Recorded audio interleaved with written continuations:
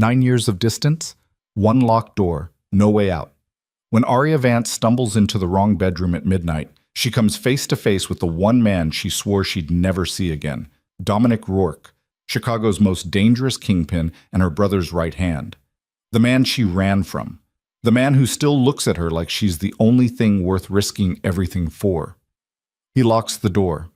She doesn't ask him to open it, and in that moment they both know some things you can't outrun forever. Stay until the end to see how this forbidden love ignites a war. Drop a like and comment your city below. Let's see how far this story travels. The rain came down in sheets, turning Michigan Avenue into a river of neon and headlights. Aria Vance pressed herself against the brick wall of the alley, phone clutched in one hand, the other braced against her ribs where the stitch was forming. Her breath came in short bursts, fog in the cold April air. Pick up, pick up, pick up, she muttered, listening to the ringtone drone on. Nothing. Caleb's phone went straight to voicemail for the third time. She shouldn't have come back to Chicago. She'd told herself that for 9 years every time she thought about home. Every time she thought about him.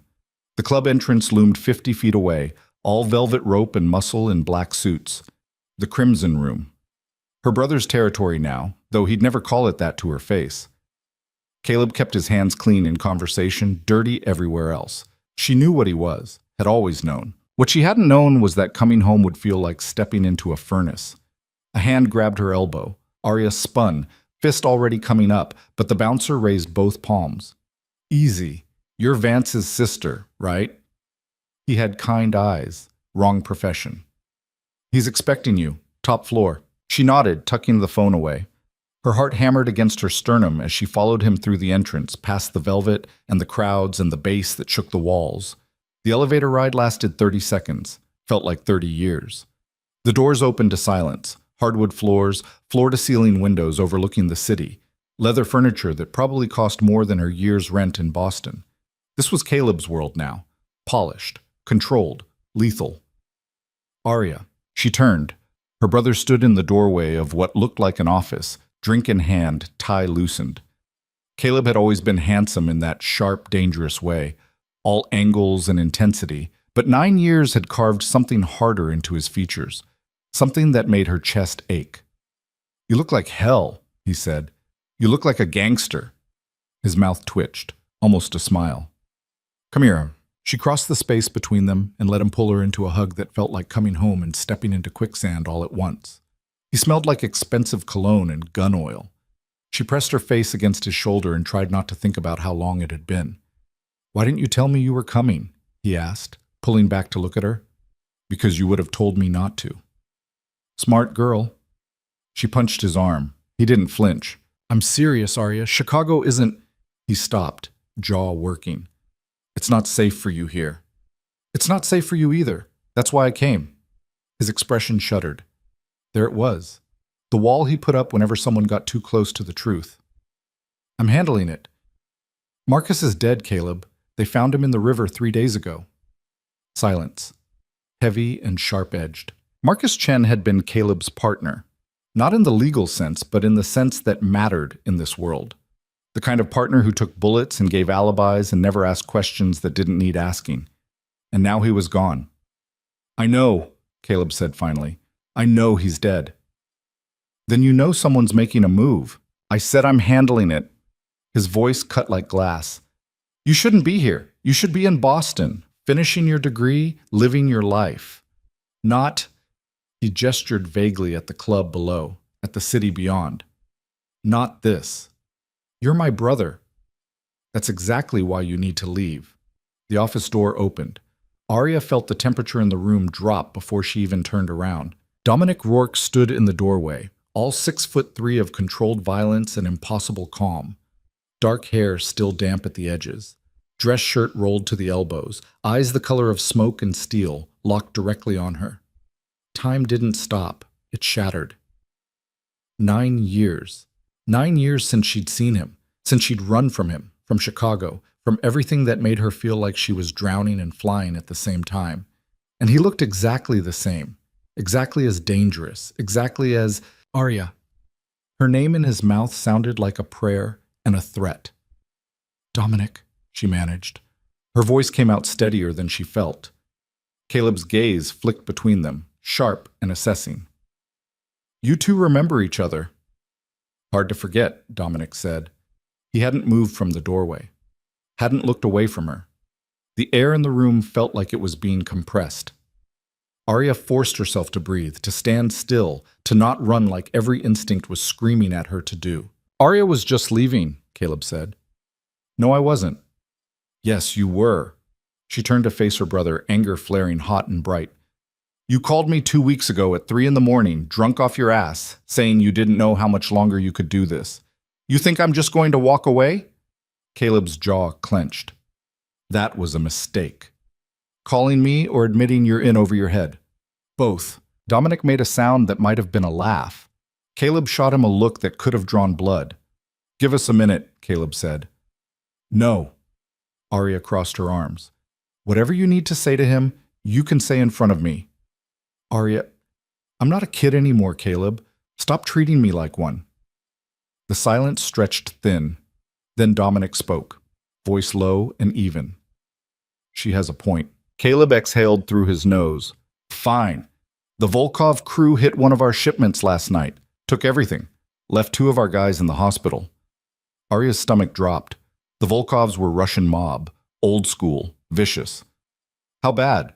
"Bad enough that we're looking at retaliation, which means war, which means—" Caleb looked at her, and for just a second, she saw the brother she grew up with.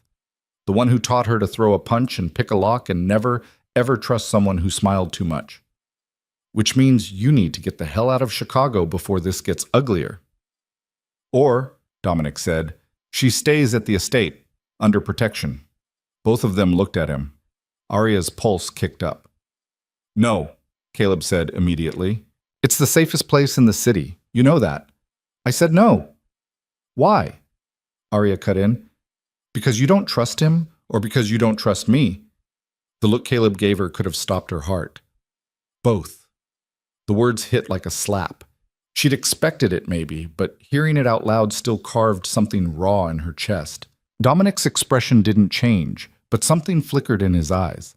Something dangerous and controlled. "I've kept you alive for 9 years, Caleb. You really think I'd hurt her?" "I think," Caleb said slowly, "that you're the only person in this city I trust with my life. And that's exactly why I don't trust you with hers." The room went silent. Arya stared at her brother, at Dominic, at the space between them, charged and volatile. She thought about running, about the apartment in Boston, the half-finished thesis, the life she'd built that was safe and boring and nothing like this. Then she thought about Marcus in the river, about Caleb's voice on the phone, cracked and desperate, about the way Dominic was looking at her like she was the only real thing in the room. "I'm staying," she said. "Arya, not at the estate, not under anyone's protection. I'll get a hotel, but I'm not leaving you." Caleb closed his eyes. "You're going to get yourself killed." "Then I'll die in good company." When he opened his eyes again, they were wet. He didn't cry. Caleb never cried. But they were wet, and that was somehow worse. "If anything happens to you, it won't." He looked at Dominic. Something passed between them, some silent conversation Arya wasn't part of. Then Caleb nodded, once, sharp. "The Marquise Hotel, downtown. I'll have someone set it up. You'll take the room I give you, and you'll have a security detail, or you'll get on a plane tonight. Choose." Arya bit back the argument, picked her battles. "Fine." "Good." Caleb drained his drink, set the glass down hard. "Now, get out, both of you. I have work to do." Dominic moved first, stepping back into the hallway. Arya followed, skin prickling with awareness as she passed him. He smelled like rain and something darker, something that made her throat tight. The elevator doors closed behind them. She pressed herself against the far wall, as much distance as she could get in 6 feet of space. "You shouldn't be here," Dominic said. His voice was quiet, controlled. "So I've heard." "I'm serious, Arya." "So am I." He turned to look at her then. Really look at her. And she felt it in her bones, that look. Felt it like a hand around her throat, like heat in her bloodstream. She'd spent 9 years trying to forget what it felt like when he looked at her like that. 9 years wasted. This isn't Boston, he said. This isn't safe. I know what Chicago is. Do you? He took a step closer. The elevator suddenly felt smaller. Because the city you left doesn't exist anymore. Caleb's holding together an empire with duct tape and violence. The Volkovs want him dead. The Italians want him dead. Half his own crew would sell him out for the right price. And you... His gaze dragged over her, slow and deliberate. You're a target the second anyone realizes you're back. Then I'll be careful. Careful doesn't keep you breathing in this world. What does? The elevator dinged, doors opened. Dominic didn't move. Me, he said. Then he walked out, leaving her standing there with her heart in her throat and her hands shaking. The Marquise Hotel was all marble and gold trim, the kind of place that made her feel underdressed in jeans and a leather jacket. The man at the front desk didn't blink when she gave her name, just handed over a key card and told her the penthouse was ready. Of course it was. The elevator ride up was longer this time, quieter. She leaned against the wall and tried to slow her breathing, tried not to think about Dominic's voice, the way he'd looked at her, the way he'd said me like it was both a promise and a threat. The penthouse was obscene, floor-to-ceiling windows overlooking the lake, king bed with sheets that probably cost more than her car, a bathroom with a tub big enough to drown in. She dropped her bag by the door and walked to the window. The city sprawled below, lights cutting through the rain. Chicago. Home. Prison. Both. Her phone buzzed. Unknown number. Don't leave the hotel tonight. D. She stared at the message, deleted it, then sat down on the edge of the bed and put her head in her hands. What the hell was she doing? The knock on the door came at 11:47 p.m. Arya jerked awake, heart slamming. She dozed off on top of the covers, still dressed. The room was dark except for the city glow through the windows. Another knock. Harder. She grabbed the lamp off the nightstand, heavy brass, decent weapon, and moved to the door. Checked the peephole. Empty hallway. Wrong. All of it wrong. She backed away from the door, lamp still raised, and reached for her phone. The door opened. Not kicked in. Not broken. Just opened. Like someone had a key. Arya's breath stopped.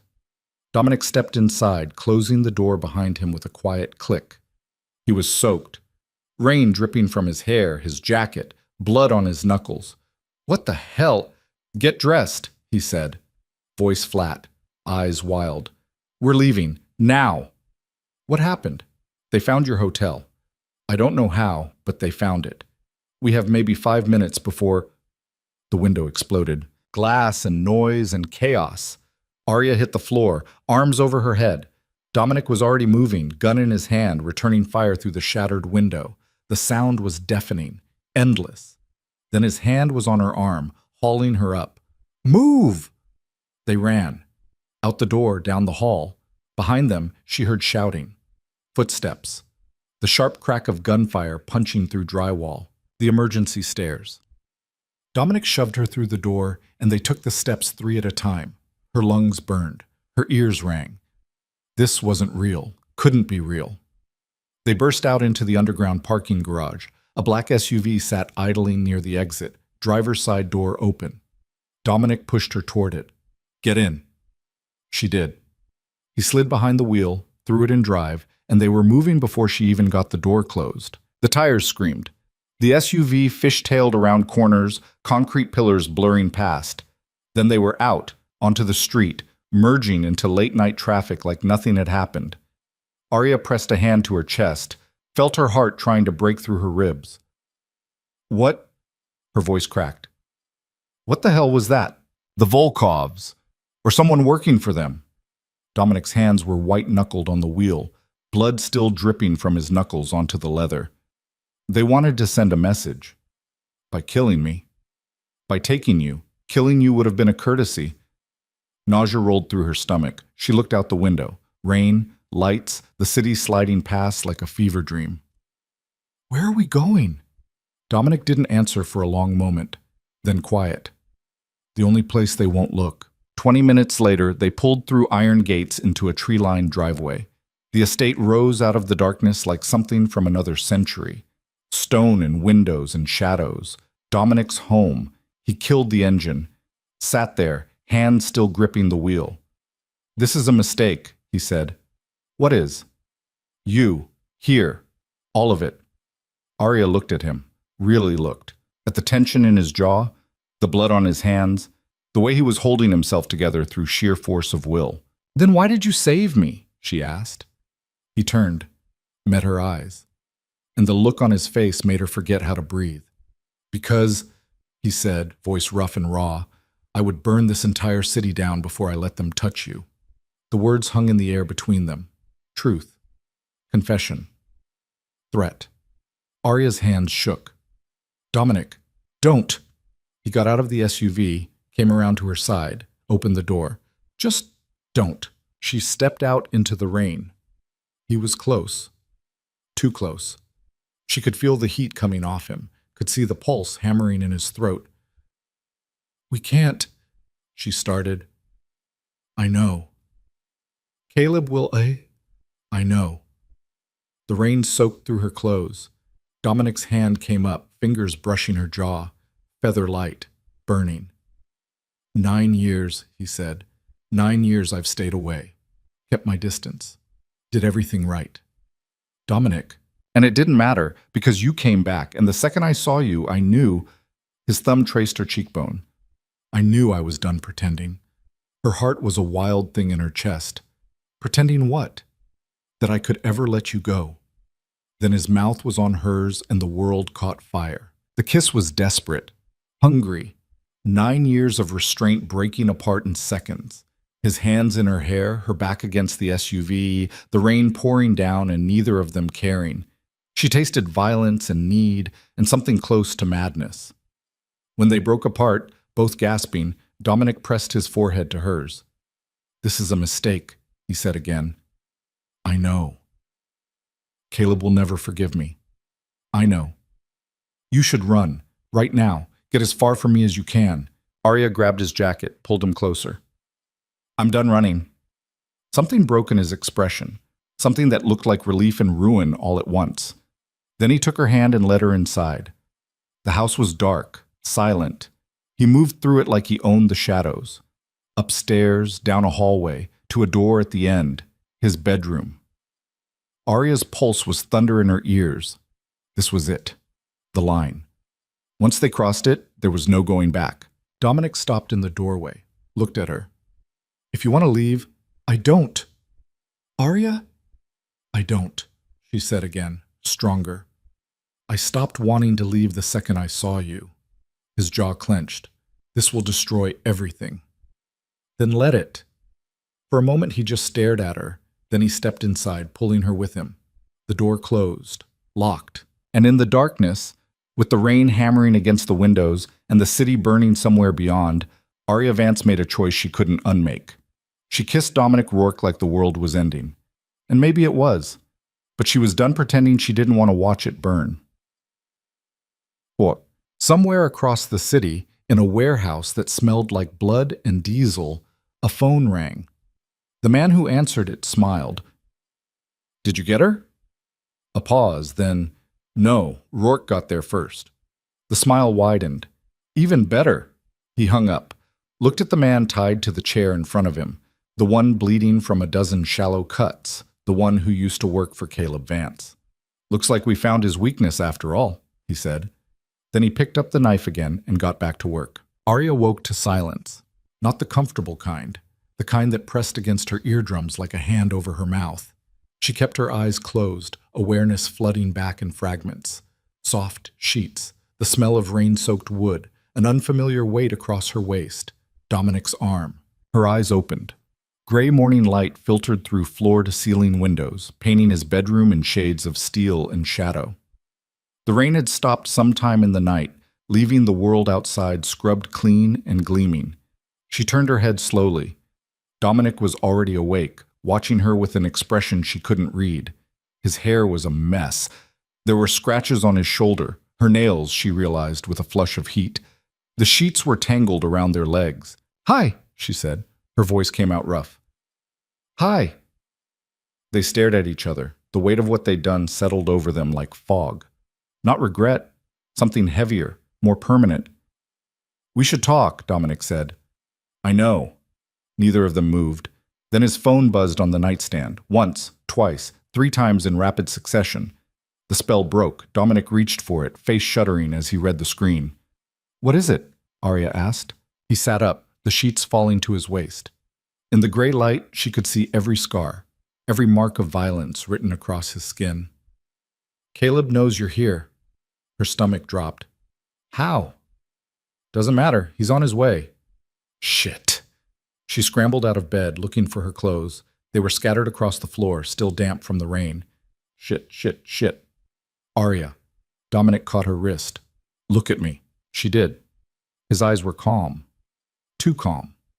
The kind of calm that came before storms. Whatever happens, he said, I'm not apologizing for last night.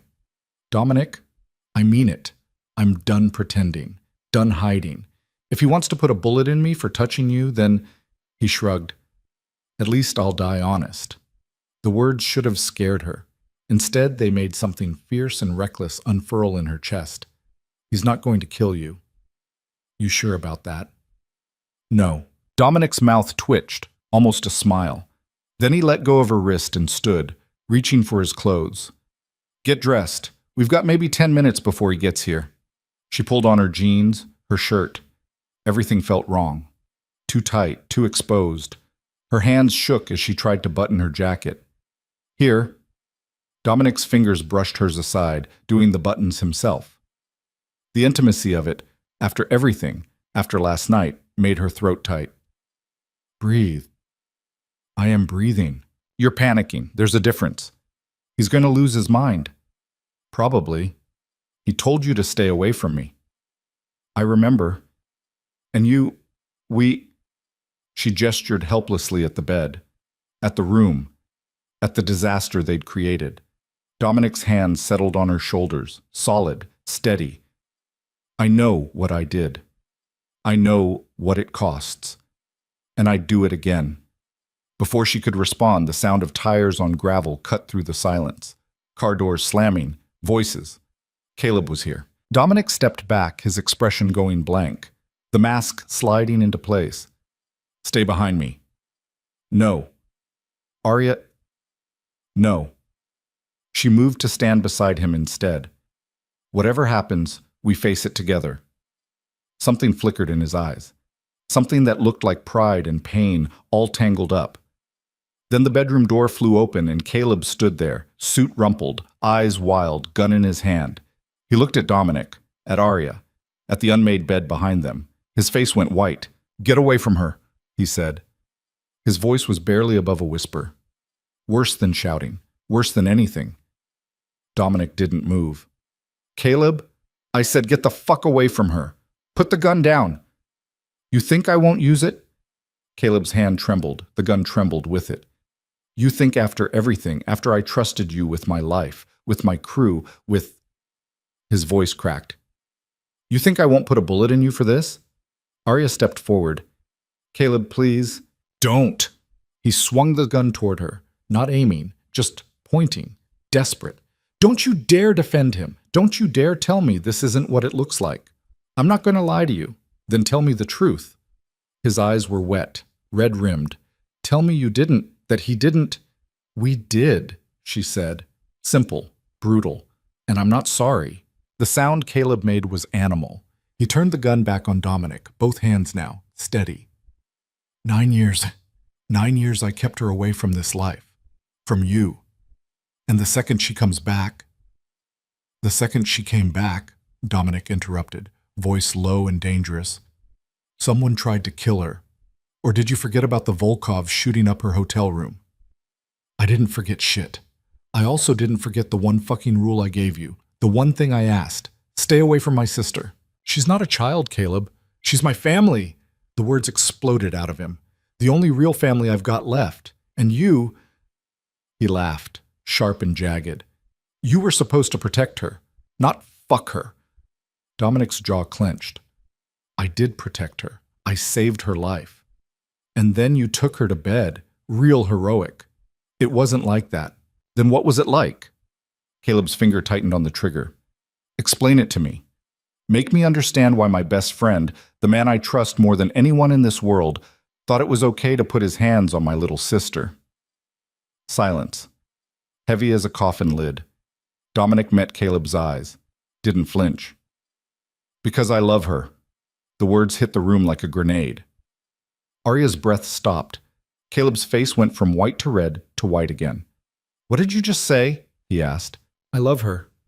I've loved her for 9 years, since before she left. Since before... Dominic's voice roughened. I tried to stay away. Did everything you asked, but she came back and I won't pretend anymore. Caleb stared at him, at Arya, back to Dominic. Then he lowered the gun. For a second she thought it was over. Thought maybe he'd heard, understood. Then he punched Dominic in the face. The sound was wet, brutal. Dominic's head snapped back, blood spraying from his nose. He didn't block it, didn't fight back, just took it. Caleb hit him again. Again, fist driving into Dominic's face, his ribs, anywhere he could reach, and Dominic just stood there, arms at his sides, letting it happen. Stop! Arya threw herself between them. Stop it! Caleb's fist stopped inches from her face. He was breathing hard, shaking, blood on his knuckles, Dominic's blood. Move, he said. No. Arya, so help me. I said no. She looked at her brother, really looked, saw the fear beneath the rage, the betrayal, the love that was eating him alive. You want to hit someone, hit me. I'm the one who went to his room. I'm the one who kissed him first. Caleb's expression crumpled. Why? Because I wanted to. Because I've wanted to for 9 years. Because, she swallowed hard. Because I love him too. The confession hung in the air, naked, irreversible. Caleb looked at her like she'd stabbed him. Then he looked at Dominic, still standing there with blood running down his face, eyes locked on Arya like she was the only thing keeping him upright. Get out, Caleb said. Caleb, both of you, get out of my sight before I do something I can't take back. Arya opened her mouth to argue. Dominic's hand closed around her wrist. Come on, he said quietly, but he needs time. Give it to him. She let Dominic lead her out. Down the hallway, down the stairs, out into the morning where the sun was burning through the last of the clouds and the world looked obscenely normal. A black sedan sat in the driveway. 2 men in suits leaning against it, Caleb's crew. They straightened when they saw Dominic, eyes going hard at the sight of his battered face. Boss wants you both gone, one of them said. Not unkind, just factual. Where? Arya asked. Doesn't matter, just not here. Dominic's jaw worked. Then he nodded. Give us a ride to the safe house on Ashland. Which one? The one nobody knows about. The man's eyebrows went up, but he didn't argue, just opened the back door. They drove in silence. Arya watched the city slide past, everything bright and brutal in the morning light. Dominic sat beside her, jaw clenched, blood drying on his face. She wanted to touch him, wanted to say something, but the words stuck in her throat. The safe house was a brownstone in a neighborhood that had seen better days. Dominic unlocked the door with a key from under a loose brick. Inside, it smelled like dust and old wood. Bathroom's upstairs, he said. I'm going to clean up. He disappeared before she could respond. Arya stood in the empty living room, arms wrapped around herself, and tried not to fall apart. This was a disaster. She'd known it would be. Had known the second she stepped into Dominic's room that she was detonating a bomb at the center of her family. And she'd done it anyway. No regrets, she told herself. But the lie tasted bitter. Footsteps on the stairs. Dominic came down with his face clean, nose swollen, but not broken. He'd changed into a black t-shirt and jeans from somewhere. He looked exhausted. You okay? She asked. Been worse. That's not an answer. It's the only one I've got. He moved to the window, looking out at the street, checking angles, exits. Always calculating, always 3 moves ahead. It was what made him good at what he did, what kept him alive. Arya crossed the room, stood beside him. I meant what I said. About loving you. His hands curled into fists against the windowsill. I know. Do you regret it? Last night? No? The word was immediate, certain. But I regret what it's doing to him, to you and Caleb. He'll come around. You sure about that? She wasn't, but she said, yes. Dominic turned to look at her then. His eyes were dark, haunted. I've worked for your brother for 9 years, built this empire with him, bled for him, killed for him. He's the closest thing I've got to family. And now, he laughed, bitter. Now I've destroyed that. For one night with you. It wasn't just one night, wasn't it? The question landed like a punch. Arya felt something cold slide down her spine. What are you saying? I'm saying maybe Caleb's right. Maybe maybe it's a mistake. You don't mean that. Don't I? He turned fully to face her. Look at what we've done. Look at the mess we've made. Your brother won't even look at you, won't talk to me. And for what? So we could scratch an itch? She slapped him. The sound cracked through the room. Dominic's head snapped to the side, cheek reddening. When he looked back, his eyes were wild. Don't, Arya said. Her voice shook with fury. Don't you dare reduce what we did to that. Don't you dare tell me it meant nothing when we... She shoved him. Hard. He barely moved. You said you loved me. I do. Then act like it. Stop trying to protect everyone else and just... Her voice broke. Just fight for this. Fight for me. Dominic stared at her. Then his hands were in her hair, and his mouth was on hers, and he was kissing her like he was drowning, and she was air, desperate, consuming, real. When they broke apart, both gasping, he pressed his forehead to hers. I can't lose you, he said. Not again. Then don't let me go. And Caleb? We'll figure it out. He'll never forgive me. Then we'll live with that too. Dominic pulled back enough to look at her, really look. Whatever he saw made his expression crack.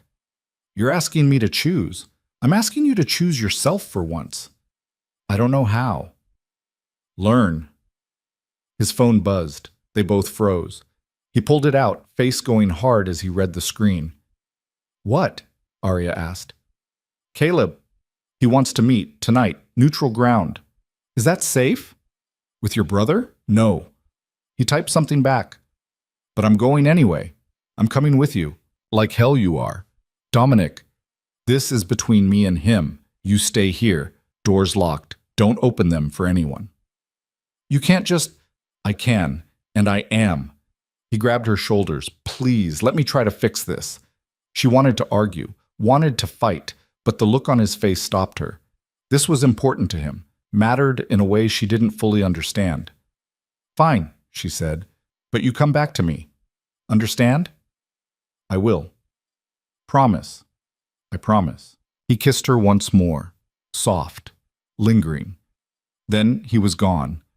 Arya stood alone in the safe house, listening to the sound of the car pulling away. The silence pressed in. She checked her phone. No messages, no missed calls, nothing. She was halfway to the kitchen when she heard it. A sound, faint, coming from upstairs. Her blood ran cold. Someone was in the house. She grabbed a knife from the kitchen drawer, dull but better than nothing, and moved toward the stairs. Each step creaked under her weight. The sound came again, a shuffle, a breath. The hallway at the top was dark. 3 doors, all closed. If someone's up here, she called out, you've got 3 seconds to show yourself before I call the cops. Silence. Then the middle door opened. A man stepped out. Mid-30s, expensive suit, smile that didn't reach his eyes. He had a gun, pointed right at her. Hello, Arya, he said. Russian accent, thick. We've been looking for you. Her grip tightened on the knife. Who are you? My name is Viktor Volkov, and you and I are going to have a conversation. I don't think so. I wasn't asking. He gestured with the gun. Drop the knife, come downstairs, make this easy. Or what? You shoot me? No. His smile widened. I shoot you in the knee. Then I drag you downstairs and we have our conversation anyway. Your choice.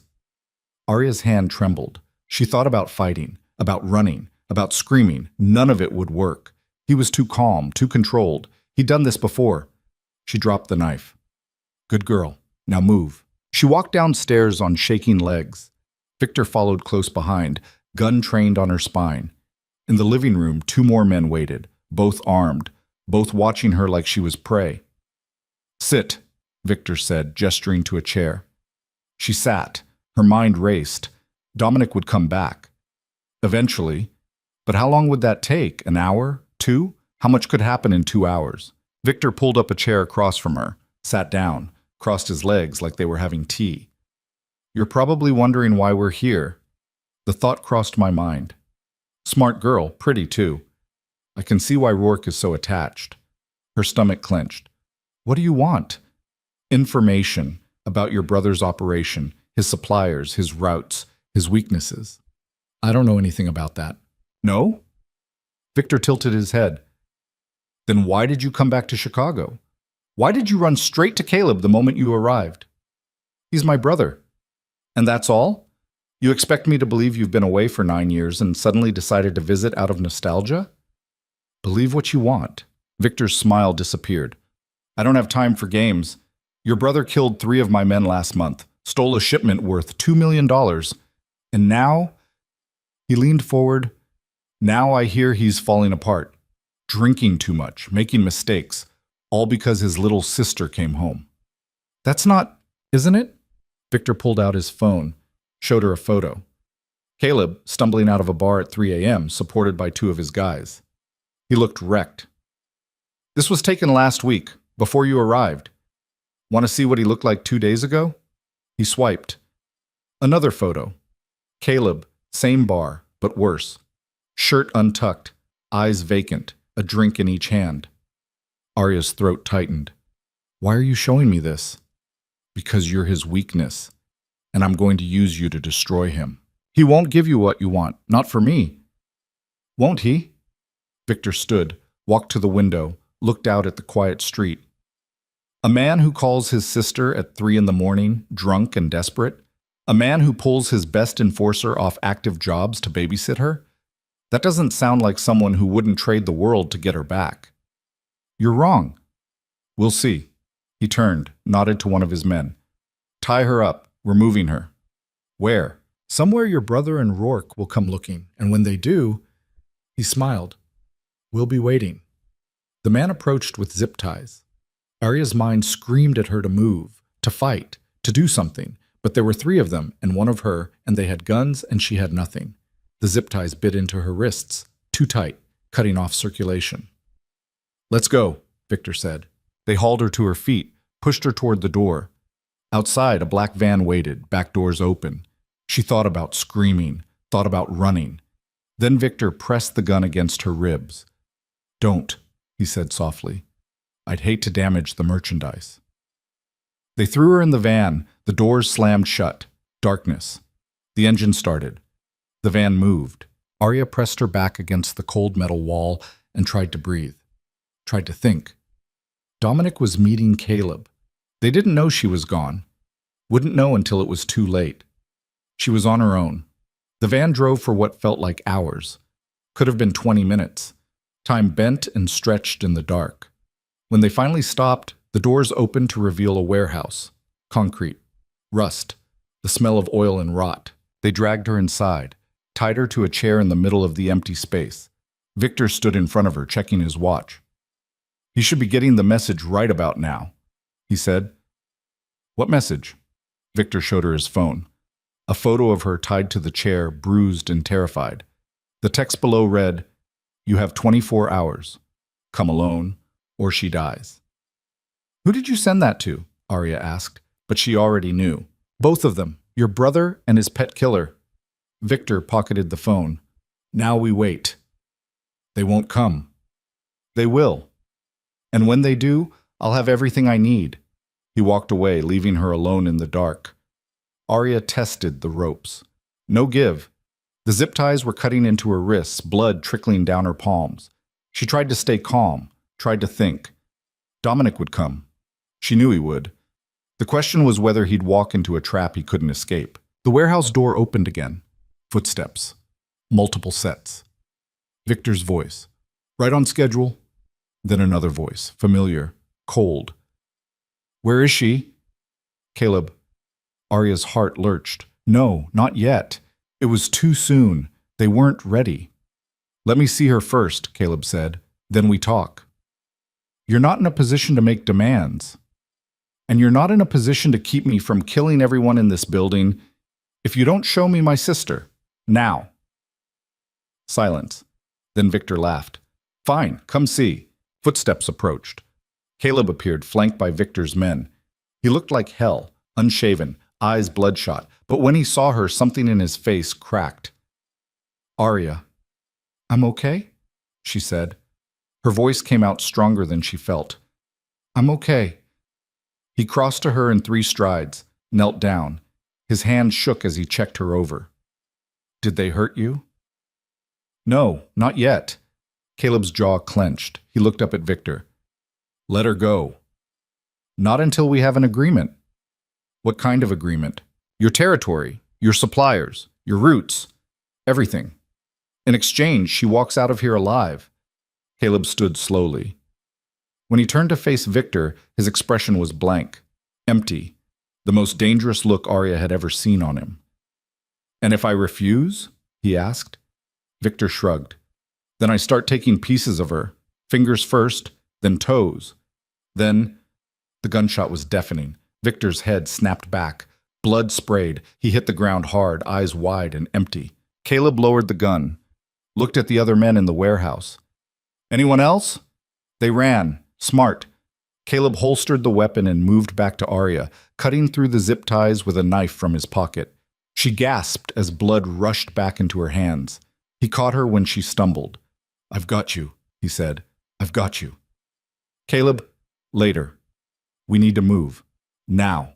He half carried her toward the exit. They were almost there when the side door burst open and 6 men poured in. More Volkovs. Armed to the teeth, Caleb shoved Arya behind him, raised his gun. Stay down, he said.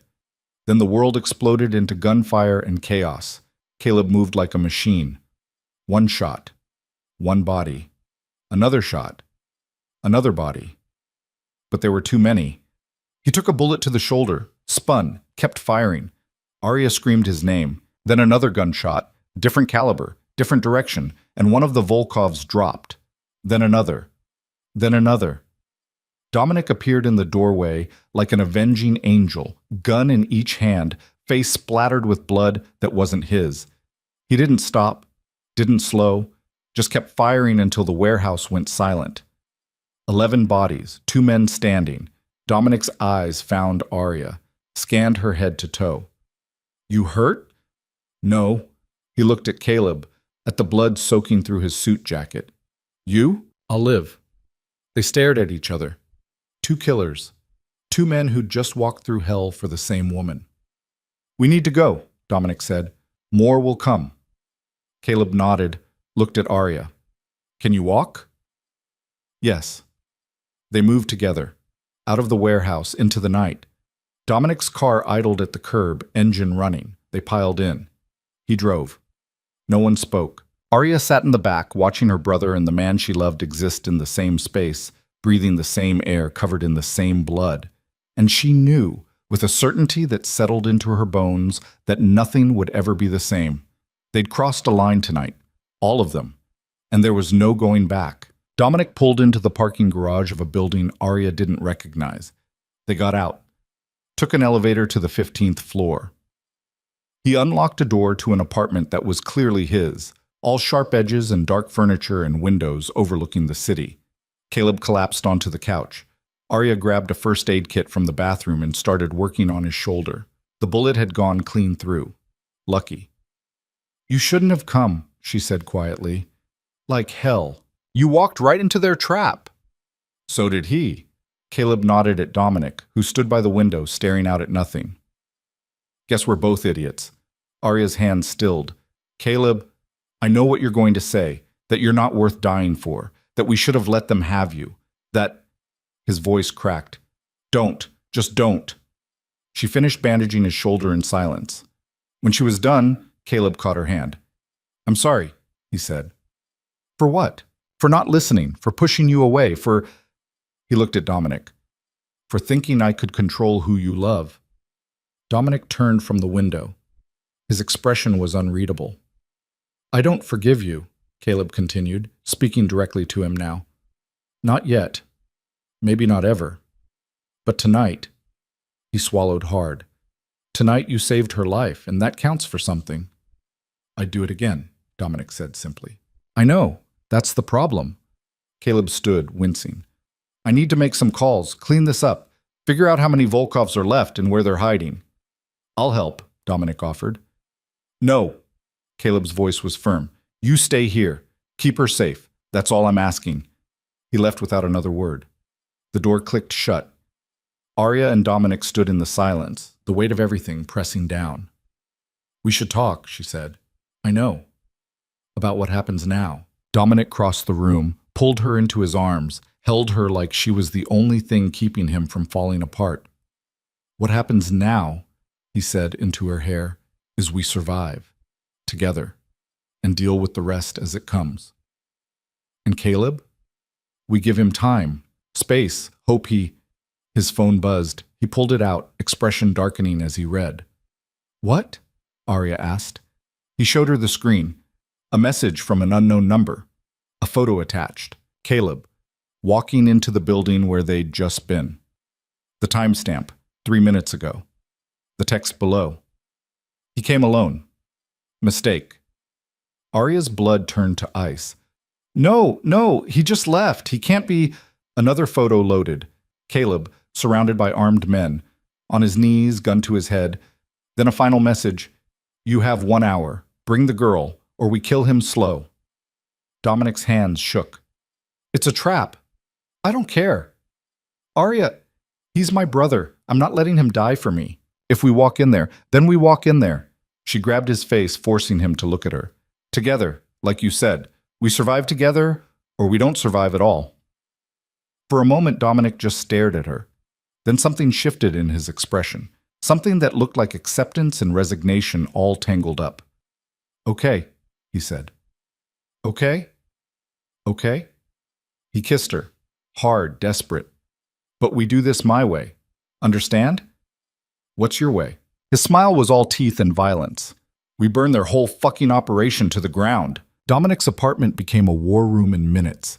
He pulled weapons from places Arya didn't know existed, under floorboards, behind false panels, inside hollowed-out books. Guns, knives, enough ammunition to start a small war, which, she supposed, was exactly what they were about to do. We go in from 2 sides, Dominic said, laying out a blueprint on the kitchen table. His hands moved with clinical precision, marking entry points, exit routes, kill zones. You take the east entrance. I'll come through the loading dock. We synchronize watches, hit them at exactly...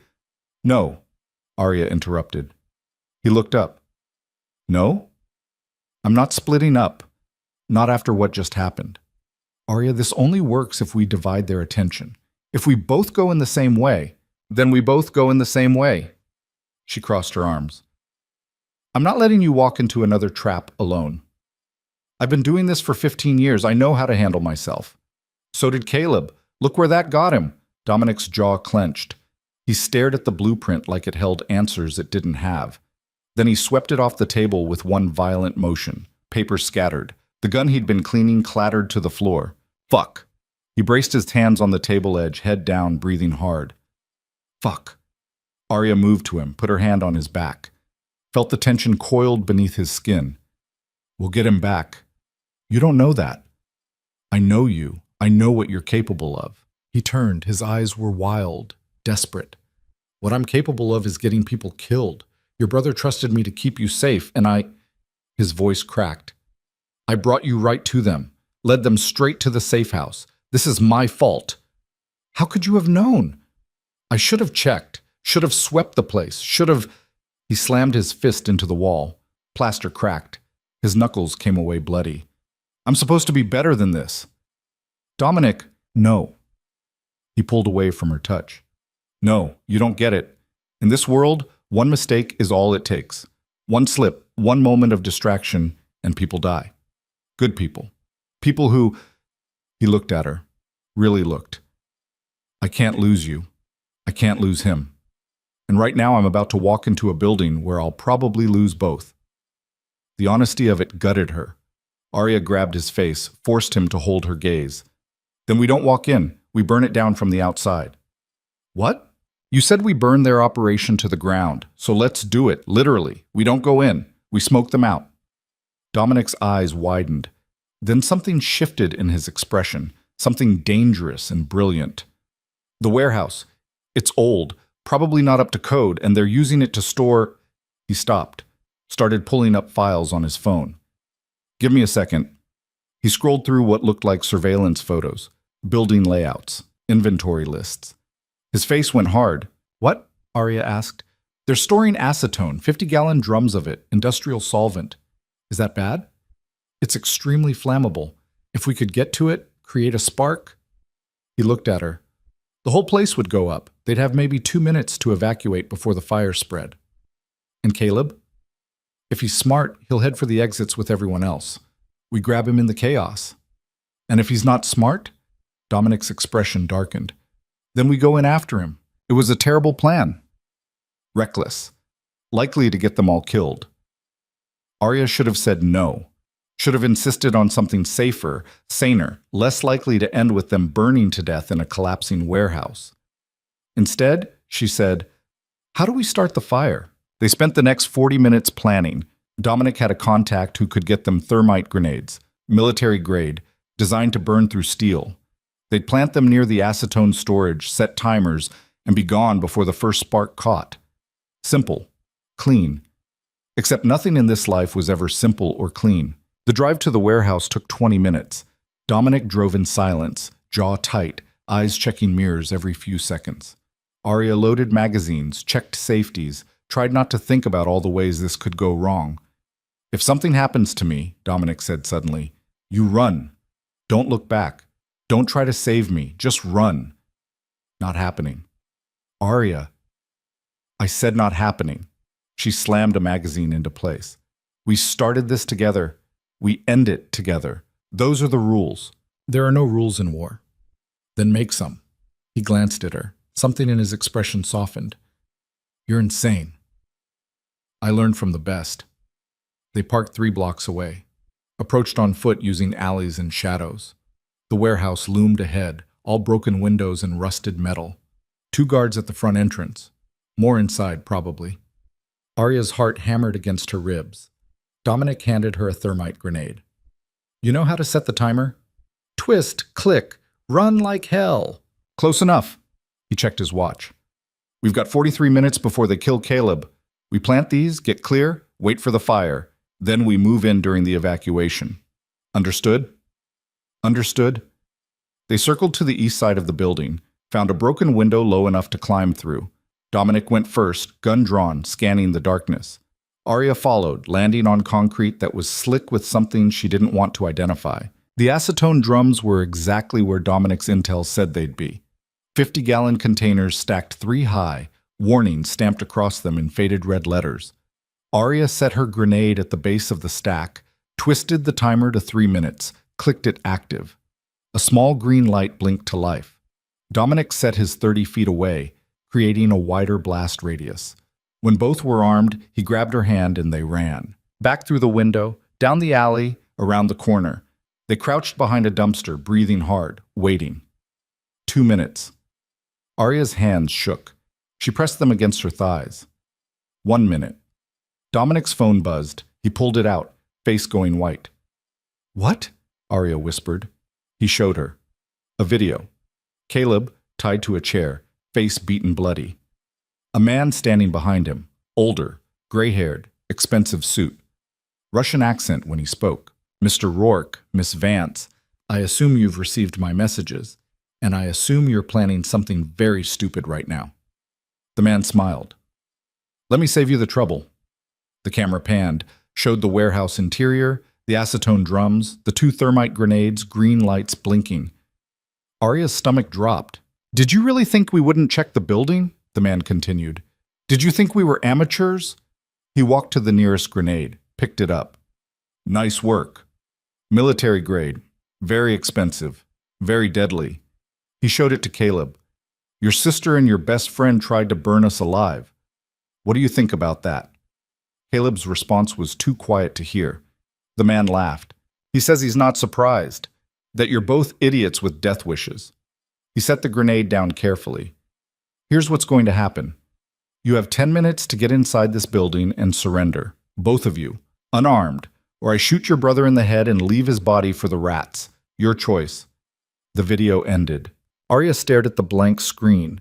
at Dominic's face, which had gone completely expressionless, the kind of blank that meant he was calculating, planning, preparing to do something insane. "We can't go in there," she said.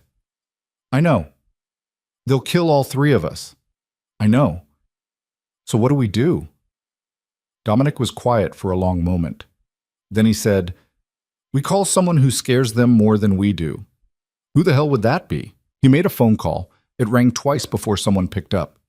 A woman's voice, cold and clipped. "This is a secure line. How did you get this number?" "It's Dominic Rourke. I need to speak to Vincent Castellano." Silence. Then, "Mr. Castellano doesn't take calls from. Tell him Caleb Vance is about to die. And if he does, the truce between the Irish and the Italians dies with him. He'll want to know." More silence. Then hold music. Arya stared at him. "The Italians? You're calling the Italians?" "Vincent Castellano runs the South Side. He and Caleb have a non-aggression pact. The Volkovs have been pushing into Italian territory for months. If they take out Caleb, Vincent knows he's next." "And you think he'll help us?" "I think he'll help himself, which right now amounts to the same thing." The hold music cut off. A man's voice came through, smooth as silk over razors. "Rourke, I heard you had a problem. The Volkovs have Caleb. They're going to execute him in," Dominic checked his watch, "8 minutes, unless we give ourselves up. And you're calling me because this is the opening move in a war. You know it. I know it. They take out Caleb, consolidate his territory, then they come for you, unless we stop them tonight." Vincent was quiet. Then, "What do you need?" "Men, guns, a distraction big enough to get us inside." "That's a lot to ask, and Caleb's death is a lot to risk." More silence. Arya could hear her own heartbeat, could feel Dominic's tension like a physical thing. "You have 5 minutes, Vincent said finally. "My men are already in position. We've been watching the Volkovs for weeks. When I give the signal, they'll hit the north and west entrances. You go in from the south, get Caleb, get out. And Rourke? Yeah? You owe me. Big." The line went dead. Dominic looked at Arya. "Can you shoot?" "Yes." "Can you kill?" The question hung between them, heavy, irreversible. Arya thought about Caleb tied to that chair, about the man pressing a gun to his head, about the choice she'd made 9 years ago to run from this life, and the choice she was making now to run straight back into it. "Yes," she said. Dominic handed her a gun. "Safety's here, 15 rounds. Aim center mass. Don't hesitate. Don't think. Just pull the trigger." She took the weapon. It was heavier than she expected, colder. "If this goes wrong," he started. "It won't. If it does, then we die together. I'm at peace with that." He looked at her like she'd just said something profound and heartbreaking. Then he kissed her, hard, desperate, like it might be the last time. When he pulled back, his eyes were clear. "Let's go get your brother." The gunfire started exactly 4 minutes later. Automatic weapons fire erupted from the north side of the warehouse, shouting, screaming, the sound of men dying. Dominic and Arya used the chaos to slip in through a side door, moving through darkness and smoke. The interior was a maze of shipping containers and crates. They moved fast, guns up, checking corners. The firefight was getting closer, louder. Then Arya saw him, Caleb, still tied to the chair, still alive. The gray-haired Russian standing over him, gun pressed to his temple, using him as a shield while his men returned fire at the Italians. "Drop your weapons," the Russian shouted, "or I kill him!" The shooting slowed, stopped. Dominic stepped out from behind a container, hands raised, gun hanging loose from one finger. "Let him go, Mikhail," he said. So that was his name, Mikhail. The man smiled. "Dominic Rourke, the great enforcer. I've heard so much about you." "Then you know how this ends." "Do I?" "Because from where I'm standing, I have all the leverage. Your boss is about to die. The woman you love is about to watch. And you," he cocked the gun, "you're about to learn what happens when you fuck with the Volkov family." "Last chance," Dominic said. His voice was calm, too calm. "Let him go."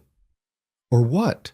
Dominic's eyes cut to Arya. Just for a second, and in that second she understood. She dove left. Dominic dove right.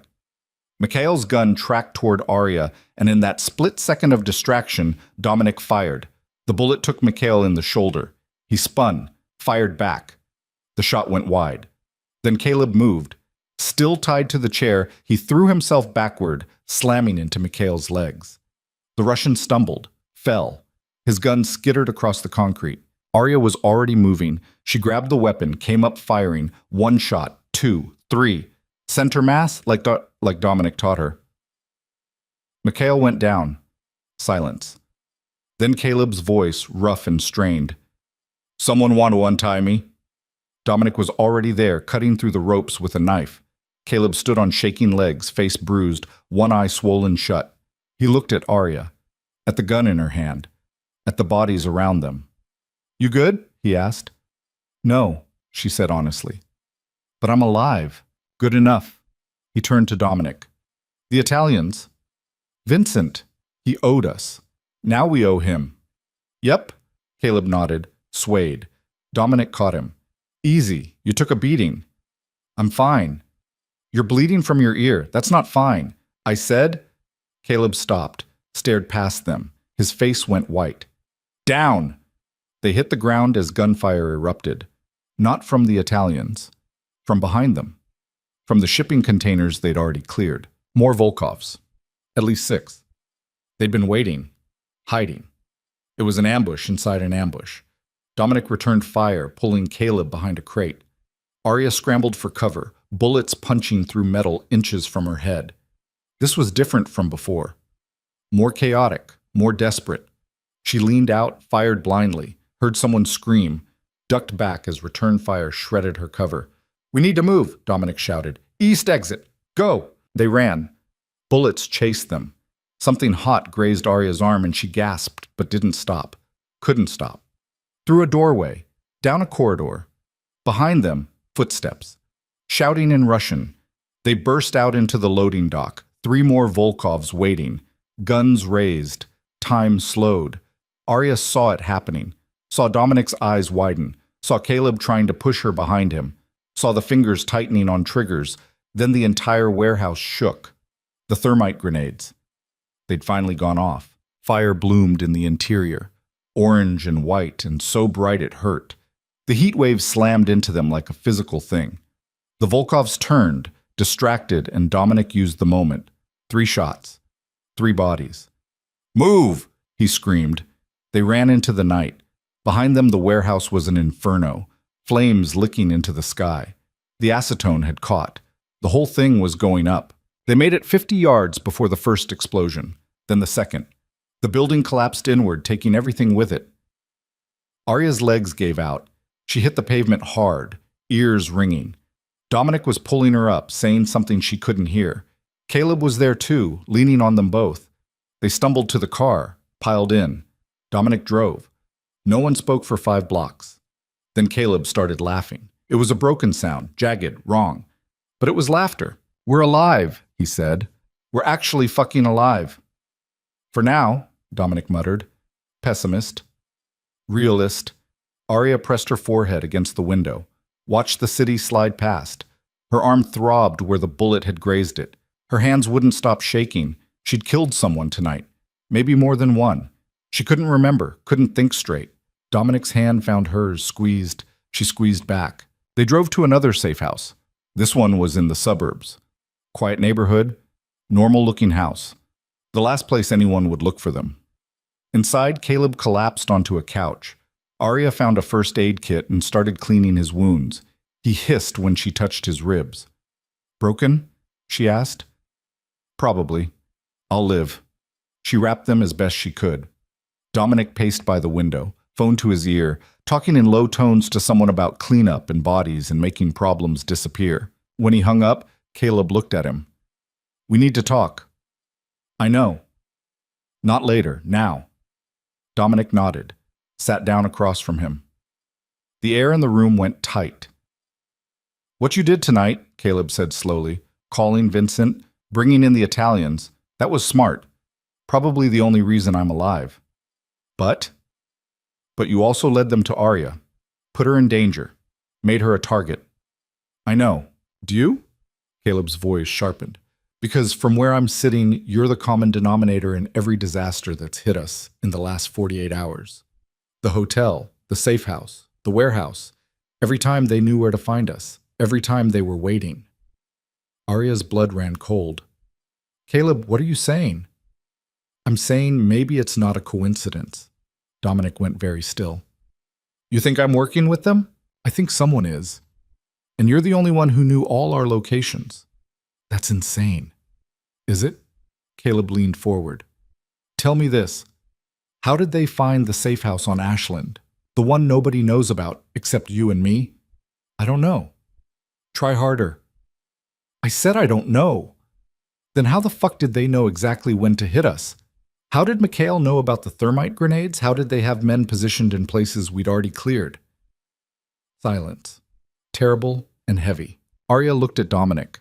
At the expression on his face, he looked gutted, betrayed. You really think I'd sell you out? He asked quietly. I don't know what to think anymore. I've bled for you, killed for you. I just walked into a burning building to save your life.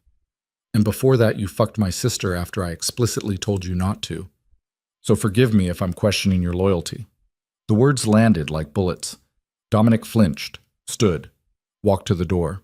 Where are you going? Arya asked. Anywhere but here. Dominic? He stopped, turned, looked at Caleb.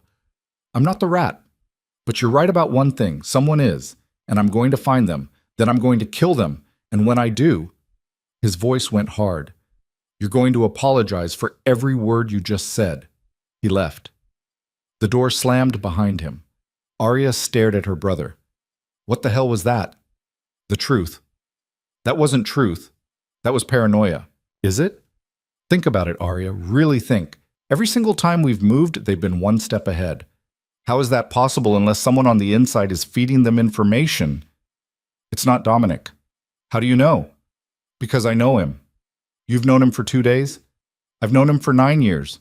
And right now, I don't know what to believe. Arya's hands curled into fists. He loves me. Or he's using you. Fuck you. Caleb stood, winced. His ribs were worse than he was letting on. I'm trying to keep you alive. By accusing the only person who's actually kept me alive? That's your plan? My plan is to find the rat and put them down before they get us all killed. And if you're wrong about Dominic, then I'll apologize. But if I'm right, he looked at her, really looked. If I'm right, you need to prepare yourself for what comes next. Which is what? War. Real war. The kind where nobody wins and everyone bleeds. He walked out, left her standing alone in the safe house with blood on her hands and doubt in her heart. Arya sank onto the couch, put her head in her hands, tried to breathe. This was falling apart. All of it, faster than she could catch it. Her phone buzzed. Unknown number. She stared at it. Every instinct screamed not to answer, but something else. Curiosity, desperation, the need to understand made her pick up. Hello? Arya Vance. A woman's voice. Smooth, familiar. We need to talk. Who is this? Someone who knows what really happened tonight. Someone who knows who the rat is. Arya's heart hammered. Tell me. Not over the phone. Meet me. 1 hour.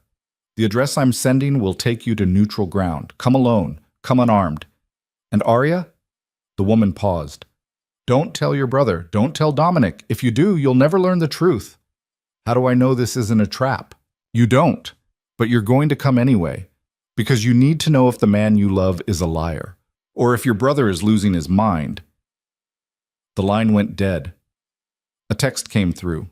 An address. North Side, Industrial District. Arya stared at it. This was stupid. Reckless. Everything Dominic had taught her not to do. She grabbed her jacket and walked out the door. The address led to an abandoned factory. Graffiti on the walls. Broken windows. The kind of place where bad things happened and nobody asked questions. Arya approached slowly, hands visible. No weapons. The door was unlocked. She pushed through into darkness. Hello? Her voice echoed. Light snapped on. Harsh, blinding. She threw up a hand, squinting. When her eyes adjusted, she saw her. A woman, mid-30s, dark hair, expensive suit, standing in the center of the empty space like she owned it. "Thank you for coming," the woman said. "Who are you?" "My name is Elena Volkov."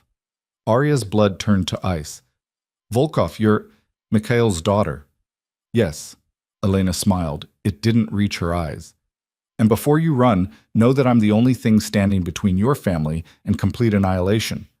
"I don't understand." "You will." Elena pulled out a tablet, tapped the screen, held it up. Photos, dozens of them. Dominic meeting with men. Arya didn't recognize.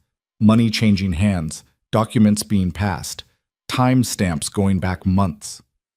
"What is this?" Arya whispered. "Proof. Your boyfriend has been selling information to my family for the better part of a year." "That's not possible, isn't it?" "How do you think we knew about the hotel? The safe house? The warehouse?" Elena's smile widened. "Dominic Rourke gave us everything. Locations, security details, Caleb's entire operation.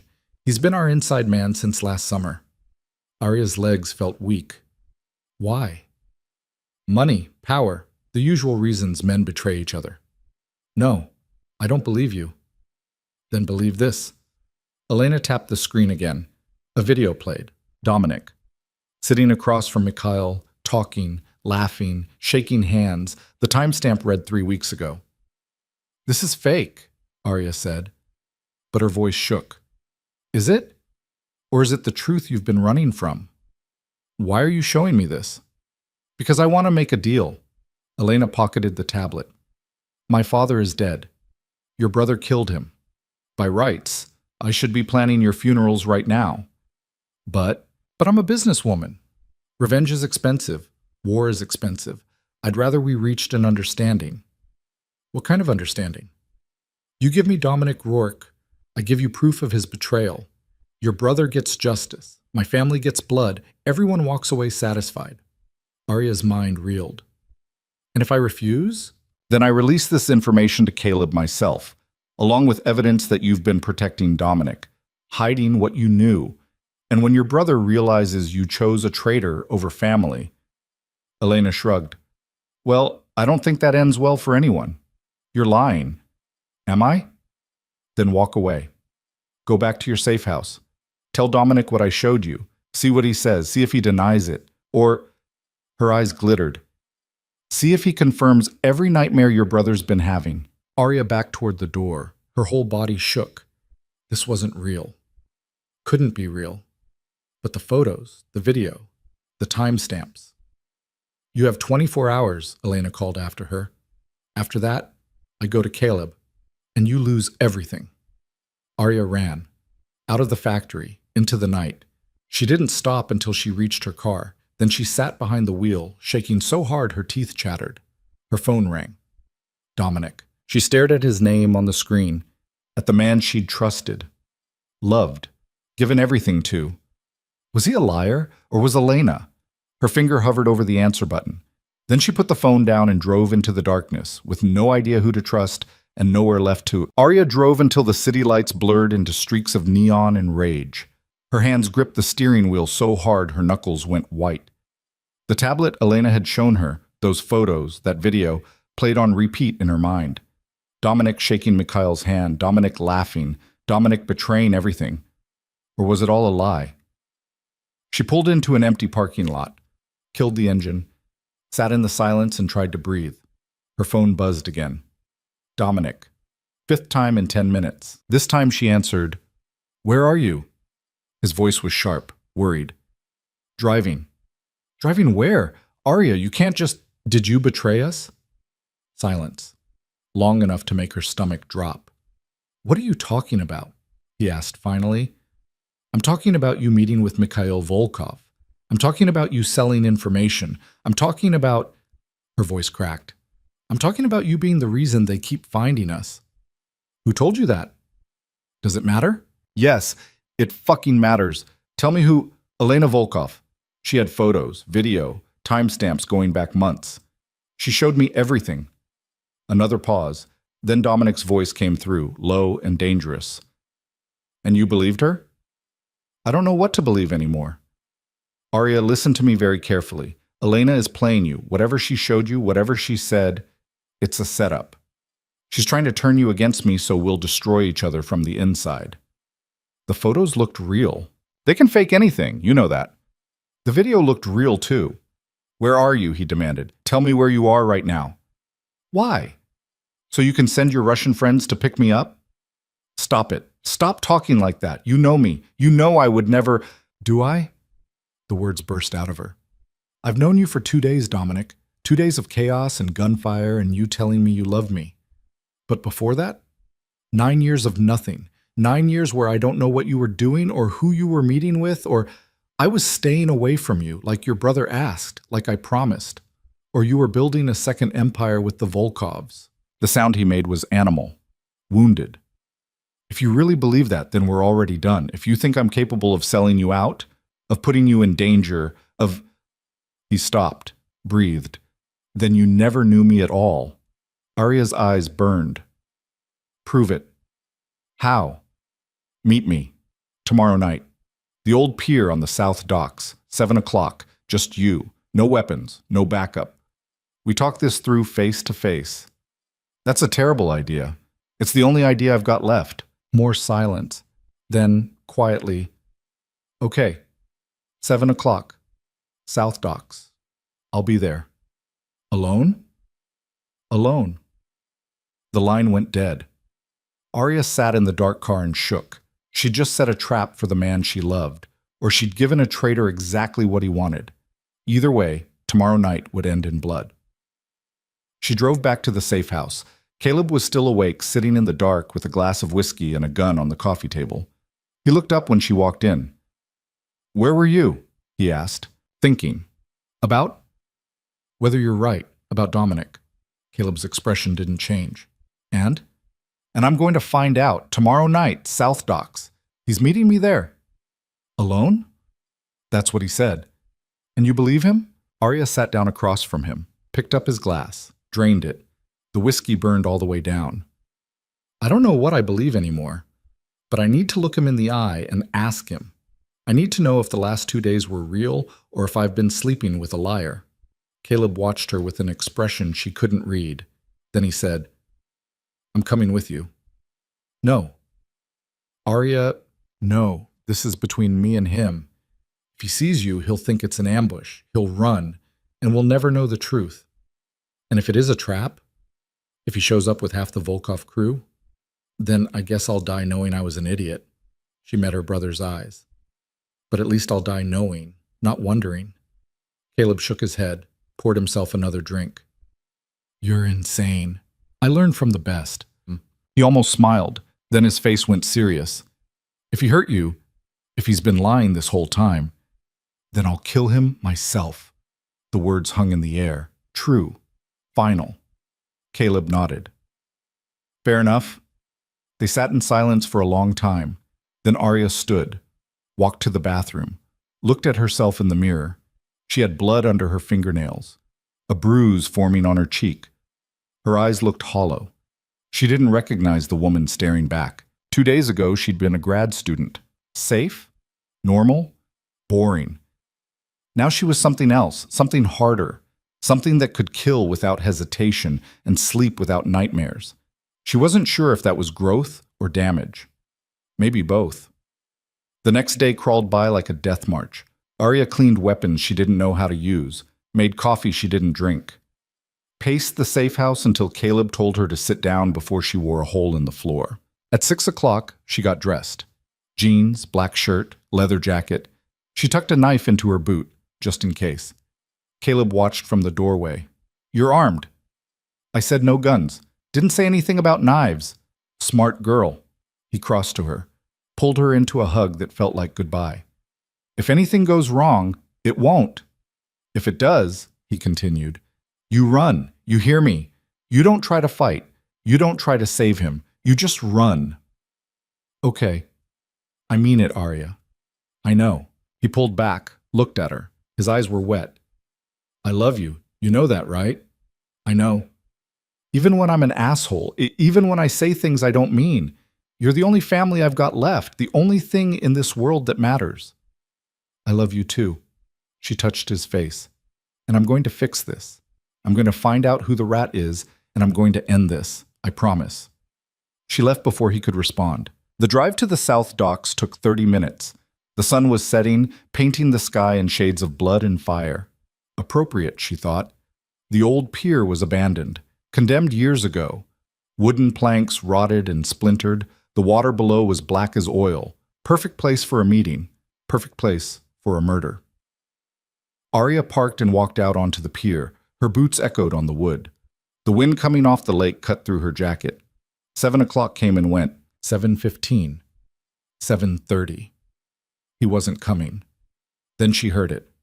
Footsteps. Slow. Deliberate. Dominic emerged from the shadows at the far end of the pier. No weapons visible.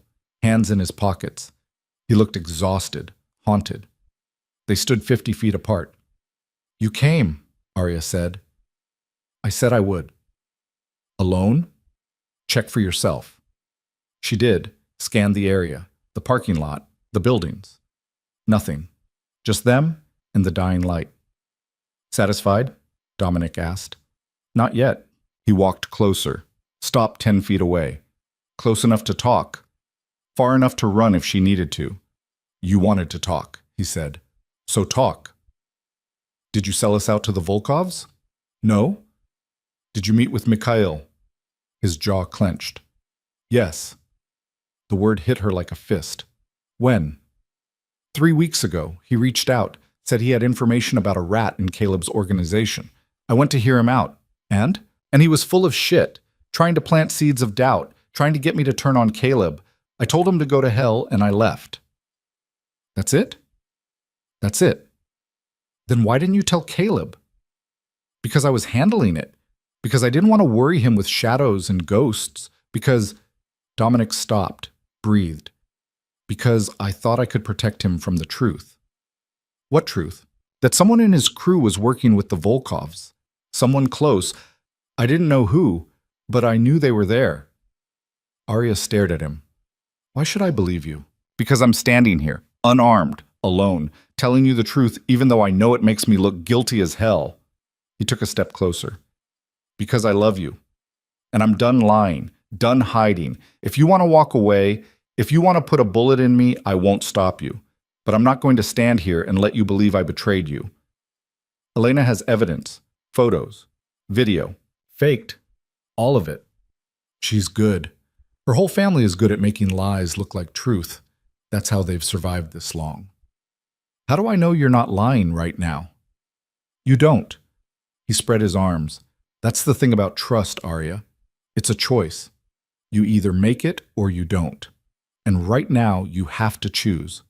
Do you trust me? Or do you trust the daughter of the man we killed yesterday? She wanted to trust him, wanted it so badly it hurt. But doubt was a poison, and it had already seeped into her veins. I don't know, she whispered. Dominic's face crumpled. Then we're done. Wait. No. I'm not doing this. I'm not spending the rest of my life trying to prove I'm not a traitor. Either you believe me or you don't. Choose. Arya's hands trembled. Behind her she heard it, the sound of cars, multiple engines, tires on gravel. Dominic heard it too. His eyes went wide. Arya, what did you do? Nothing. I came alone, I swear. Headlights cut through the darkness. 3 cars, black SUVs. They screeched to a stop in the parking lot. Doors opened. Men poured out. Russians, at least a dozen, all armed. Elena Volkov stepped out of the lead vehicle, smiled. Thank you for making this so easy, she called out. Arya's blood turned to ice. I didn't bring them here. I know. Dominic grabbed her arm. She's been tracking you, probably since last night, used you to lead them to me. I'm sorry. Later, right now, we run. They ran, off the pier, toward the water.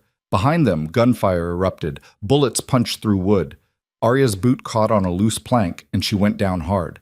Dominic hauled her up. Keep moving.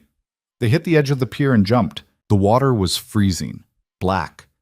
Arya went under, the cold shocking the air from her lungs. She kicked hard. broke the surface, gasping. Dominic was already pulling her toward a ladder on the far pylon. They climbed, water streaming off them. Above, the Russians were spreading out, searching.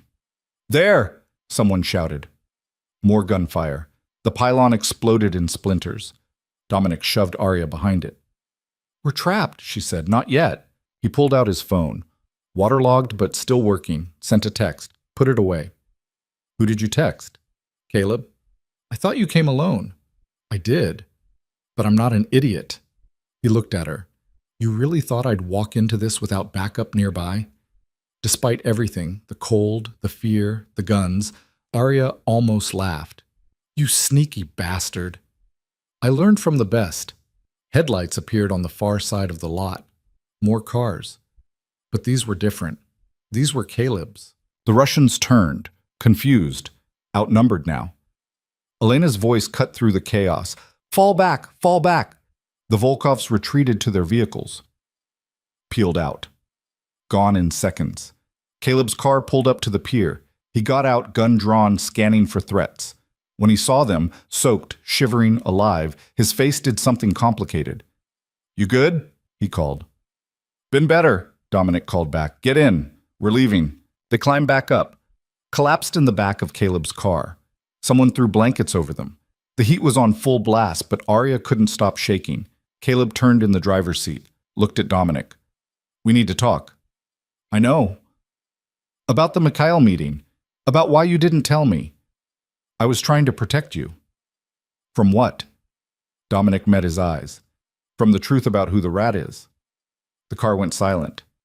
"You know who it is," Caleb said. Not a question. "I've suspected for a week. Confirmed it this morning." "Who?" Dominic pulled out his phone. Water damaged, but the photos were still there. He handed it to Caleb. Caleb looked at the screen. His face went white, then red, then white again.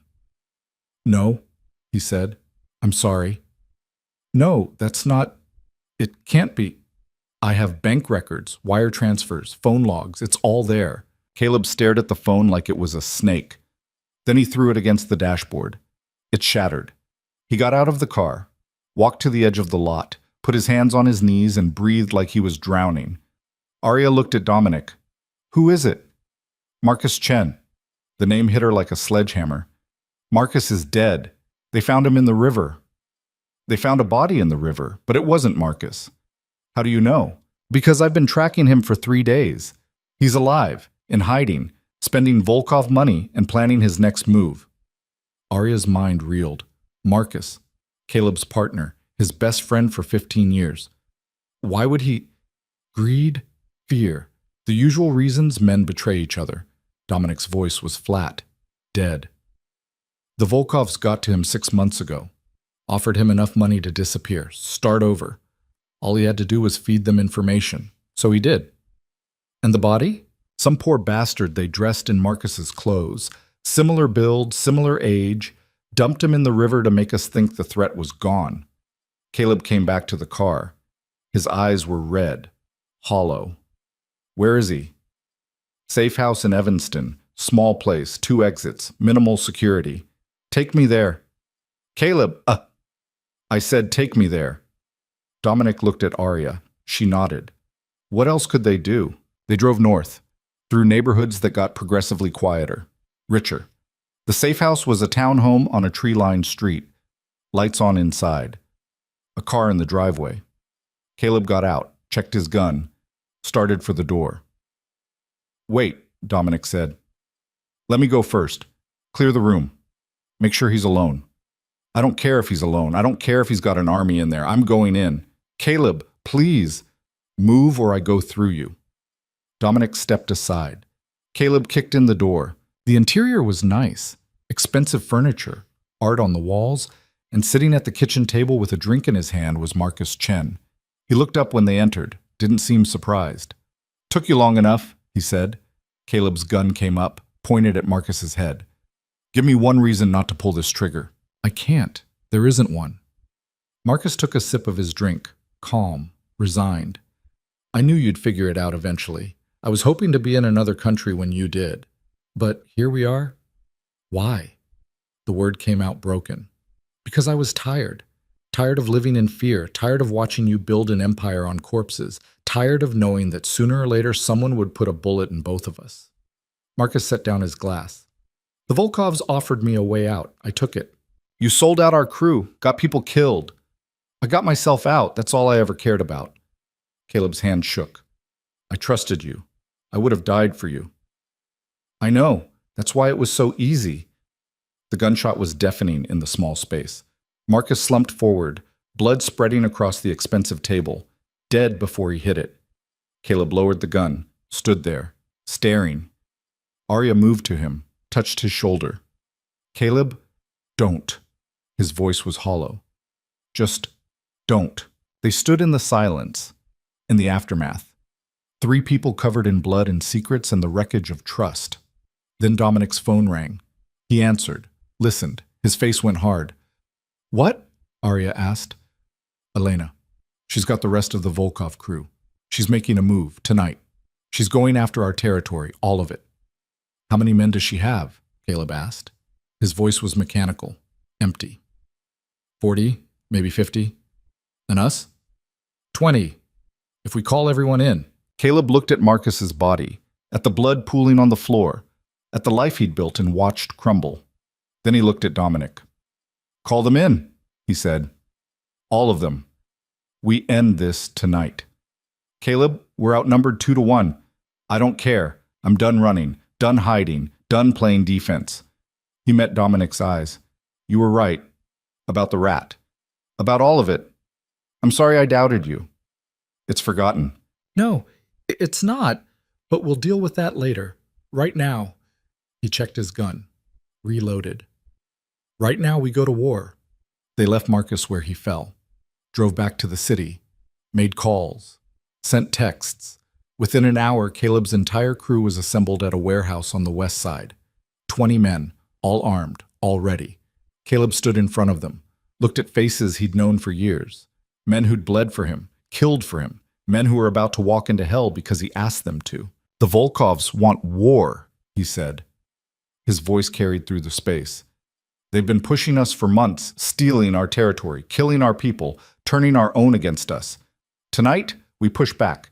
Tonight, we show them what happens when you fuck with us. Tonight, he raised his gun. Tonight, we burn them to the ground.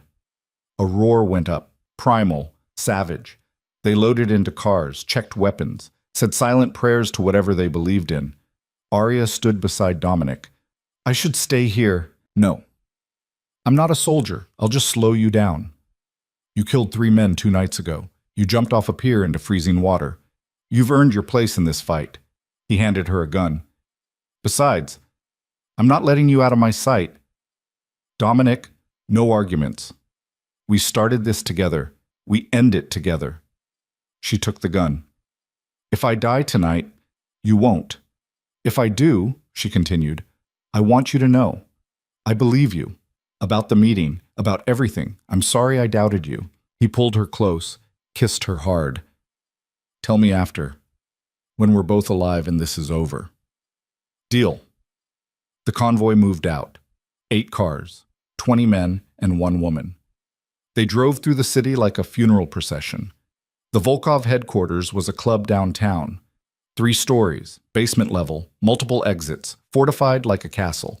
They parked 2 blocks away. Got out. Moved on foot through alleys and shadows. Caleb's plan was simple, brutal, effective. Half the crew would hit the front, draw attention, make noise. The other half would come through the back, trap them in a crossfire. Arya was in the second group, with Dominic. They approached the rear entrance, 2 guards outside, smoking, laughing. They didn't laugh long. Dominic moved like smoke. 2 shots. Silenced. Both guards dropped. They stepped over the bodies, into the building. The hallway was empty. Music pounded from somewhere above, bass that shook the walls. Then the shooting started out front. Chaos erupted, shouting, running footsteps, the Volkovs rushing to defend the main entrance. Caleb's voice crackled over the radio. Now! Dominic's group burst from the hallway, caught the Volkovs from behind. It was a massacre. Arya fired. Again. Again. Muscle memory and survival instinct. The gun kicked in her hands. Bodies fell.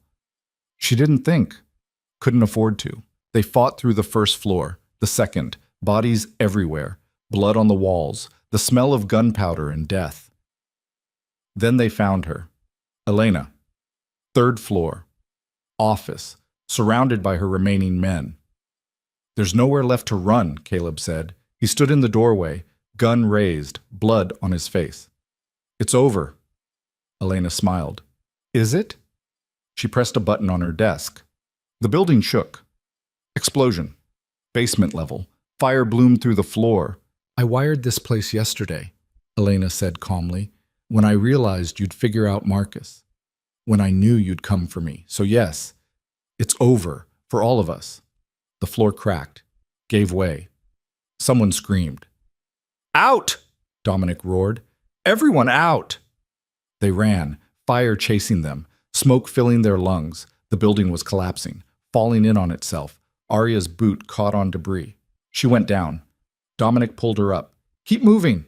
They burst out the front entrance, into the street. Behind them, the building imploded, fire and smoke, and the sound of everything ending.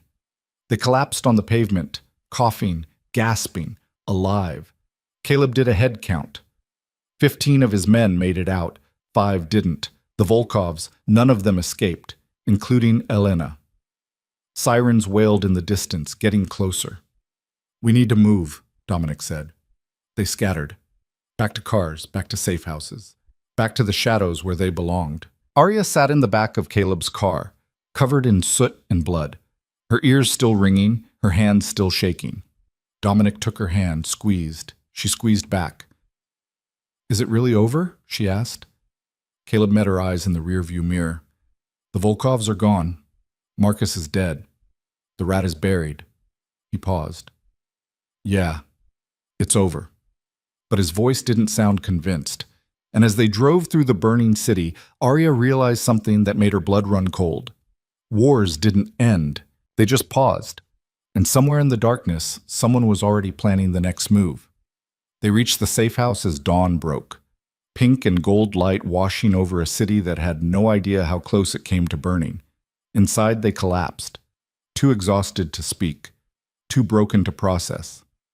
Aria fell asleep on the couch. When she woke, afternoon light streamed through the windows. Dominic was sitting in a chair across from her, watching. How long was I out? She asked. 6 hours. Where's Caleb? Making arrangements for the men we lost, their families. She sat up. Every muscle screamed. What happens now? Now? Dominic leaned forward. Now we rebuild, fortify, make sure this never happens again. And us? What about us? Are we... She struggled for the words. After everything.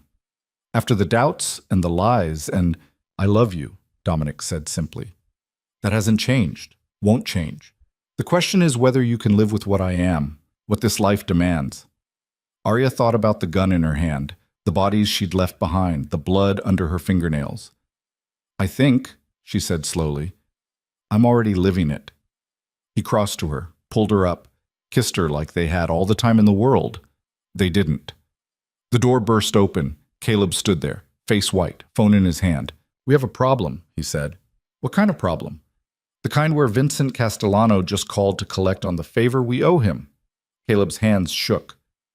He wants us to hit a federal evidence warehouse tomorrow night, destroy files that could put him away for life. That's suicide, Dominic said. I know. We don't have a choice. We owe him, and if we refuse, he comes for us, Aria finished. Caleb nodded. So we go.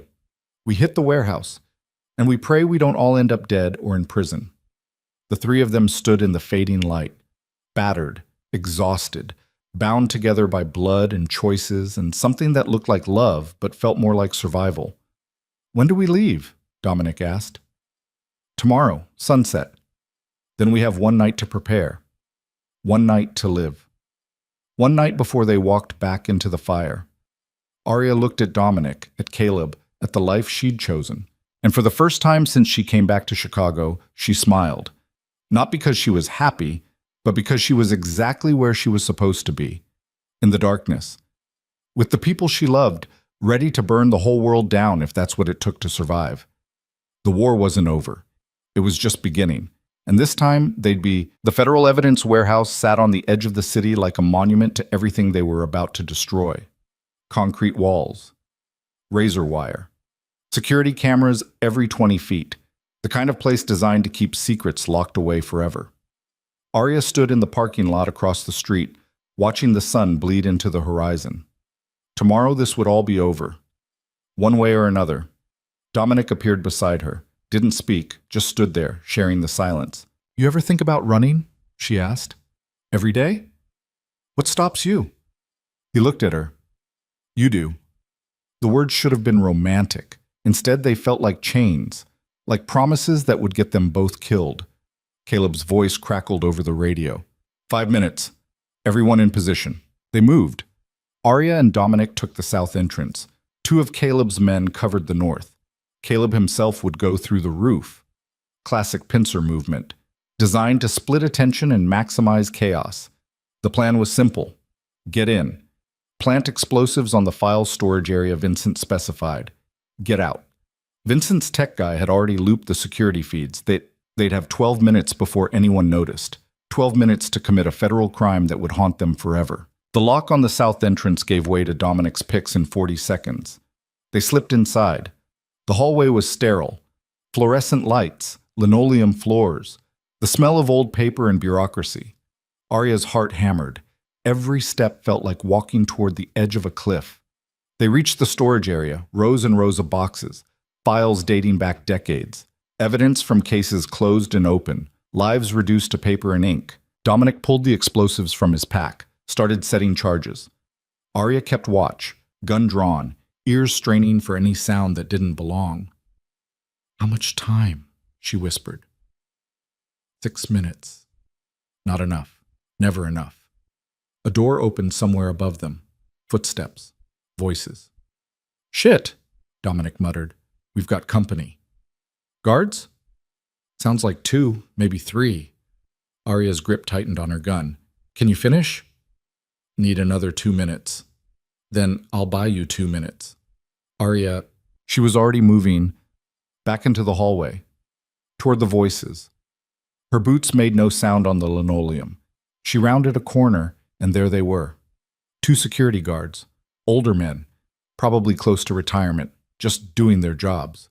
She raised the gun. They saw her, reached for their weapons. "Don't," she said. "Please don't." The older guard's hand froze on his holster. "Miss, you need to put that down." "I can't. We don't want trouble. Neither do I, but if you call this in, people die. Good people. People I love." The guards looked at each other, some silent conversation passing between them. "We're going to need you to lower the weapon," the younger one said. His voice shook.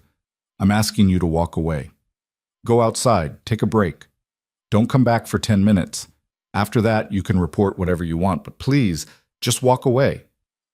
"We can't do that." "Then I'm sorry." She fired. Not at them. At the ceiling. The sound was deafening in the enclosed space. The guards dropped, covered their heads. "Next one doesn't miss," Arya said. "Go." They went, scrambling, terrified. She waited until they were gone, then ran back to the storage area. Dominic was finishing the last charge. "I heard shots. Guards, they're gone. For now." He armed the detonator. "We've got 90 seconds before this place goes up. Move." They ran. Back through hallways, past empty offices. The south exit was 30 feet away when the first explosion hit. Not from the charges they'd set, from somewhere else. The north entrance. Caleb's voice on the radio. "We've got a problem. Someone else is here. They're, Static. Then nothing. Dominic grabbed Arya's arm. "We need to find him." "The charges. Fuck the charges. Move." They changed direction, ran toward the north side. Smoke was already filling the corridors. Fire alarms screaming. The sprinkler system kicked on, drenching everything. They found Caleb pinned down in a loading dock. 3 men in tactical gear laying down suppressing fire. Not cops, not feds. Something else. Private contractors. Vincent's men. Son of a bitch, Dominic breathed. He set us up. Arya's mind raced. Vincent had sent them here knowing they'd fail, knowing they'd get caught or killed. Either way, the debt would be paid, and he'd have one less rival to worry about. Dominic opened fire, dropped one contractor, then another. The third took cover behind a forklift. "Caleb!" Arya screamed. "We need to move!" "Kind of busy." He fired twice. Reloaded. "There's more coming. I can hear them." Dominic looked at the charges. At the timer counting down on his phone. 45 seconds. "We're out of time," he said. "Then we fight our way out," Caleb called back. "There's at least 10 more coming down that hallway." "Then we fight through 10. The explosives Dominic had set detonated. The building shook. Concrete cracked. The ceiling began to collapse. "Out!" Dominic roared. "Everyone out!" They ran. Caleb laid down covering fire. The contractor behind the forklift took a bullet to the leg and went down screaming. They burst through an emergency exit into the parking lot. Behind them, the warehouse was coming apart. Fire, smoke, sirens wailing in the distance. They made it to the car, piled in. Dominic drove like the devil was chasing them. Maybe he was. 4 blocks away, Caleb slammed his fist into the dashboard. "Vincent tried to kill us." "I know. We walk into his club. We put a gun to his head. We do nothing," Dominic interrupted. "Not yet." "Like hell." "Think, Caleb. He wanted us dead or arrested. We're neither. That puts us in a position of power." "How do you figure?" "Because now he doesn't know what we're going to do. Doesn't know if we'll retaliate or disappear or make a deal with someone else. That uncertainty? That's leverage." Arya watched them. 2 killers planning their next move. She should have been horrified. Should have demanded they stop. That they walk away from this life before it consumed them completely. Instead, she said, "What do we do?" Dominic looked at her in the rearview mirror. "We survive, like always." They ditched the car in an alley, took a cab to a hotel under a fake name, paid cash. The room was small, cheap. 2 beds and a bathroom that had seen better days. Caleb collapsed onto one bed. Arya took the other. Dominic stood by the window, watching the street. "We can't keep doing this," Arya said quietly. "I know. Eventually we're going to run out of luck. I know. So what do we do?" Caleb sat up, looked at his sister, at Dominic. "We leave." Silence. "What?" Arya asked. "We leave Chicago. Tonight. All 3 of us. We take what money we've got, we get on a plane, and we disappear." "Caleb, I'm serious. This city is poison. It's killed everyone I've ever cared about. Marcus, the crew. It's going to kill us too if we stay." Dominic turned from the window. "And go where?" "I don't care. Mexico, Canada, somewhere they can't find us." "They'll always find us." "Then we keep running." Arya's chest tightened. "Is that what you want? To spend the rest of your life looking over your shoulder?" Caleb looked at her. His eyes were hollow, haunted. "I want to spend the rest of my life with you in it. That's all I've ever wanted. And if running is what it takes," he swallowed hard, "then I'll run until my legs give out." The honesty of it broke something in her. She crossed to him, sat beside him, took his hand. "I came back to Chicago to save you," she said, "not to run away with you." "You can't save me, Arya. I'm too far gone." "I don't believe that." "Then you're a fool." "Maybe, but I'm a fool who loves you." She looked at Dominic. "Both of you. And I'm not leaving. Not until we finish this." "Finish what?" Caleb asked. "There's nothing left to finish. We're done." "Not yet." Arya stood, walked to the window, looked out at the city. "Vincent tried to kill us. That means he's scared. That means we have something he wants, or knows something that could hurt him." Dominic's eyes narrowed. "Go on." "The warehouse. The files he wanted destroyed. What was in them?" "I don't know. He never said." "Exactly. Which means it's big. Big enough to risk hiring us. Big enough to try to kill us when it went wrong." Caleb sat forward. "You think we can use it against him?" "I think we can find out what he was so desperate to hide. And once we know—" She smiled, bitter, hard. "We make him pay for every bullet he sent our way." Dominic stared at her. You've changed. Yes. The woman I knew 9 years ago would have run. The woman you knew 9 years ago died in that warehouse. This is who's left. He crossed to her, cupped her face. I'm sorry. Don't be. I chose this. All of it. And I'd choose it again. He kissed her, soft, lingering. A goodbye or a promise, she couldn't tell. When he pulled back, Caleb was watching them. His expression was complicated, resigned and sad and something that might have been acceptance. If we do this, he said, if we go after Vincent, there's no coming back. He's connected, protected. We'll have to burn every bridge we've got left. Then we burn them, Arya said. Caleb nodded slowly. Okay, but we do it smart. We don't go in guns blazing. We gather intel. We find leverage. We make sure when we hit him, he stays down. How long will that take? Dominic asked. A week, maybe 2. We don't have 2 weeks. He knows we're alive. He'll come for us. Then we make sure he can't find us. Caleb stood, started pacing. We go dark, burn the phones, ditch the credit cards, move every 12 hours, stay in cash-only motels until we're ready. Arya watched her brother shift into tactical mode, watched the strategist take over. This was what he did. What he was good at. Maybe the only thing he had left. What do you need from us? She asked. Everything. Every favor you're owed, every contact you've got, every piece of dirt on Vincent Castellano you can dig up. He looked at them both. We're going to war with the most powerful man in Chicago. We do it right or we die trying. They spent the next 10 days living like ghosts. Different hotel every night. Never the same restaurant twice. Arya cut her hair. Dominic grew a beard.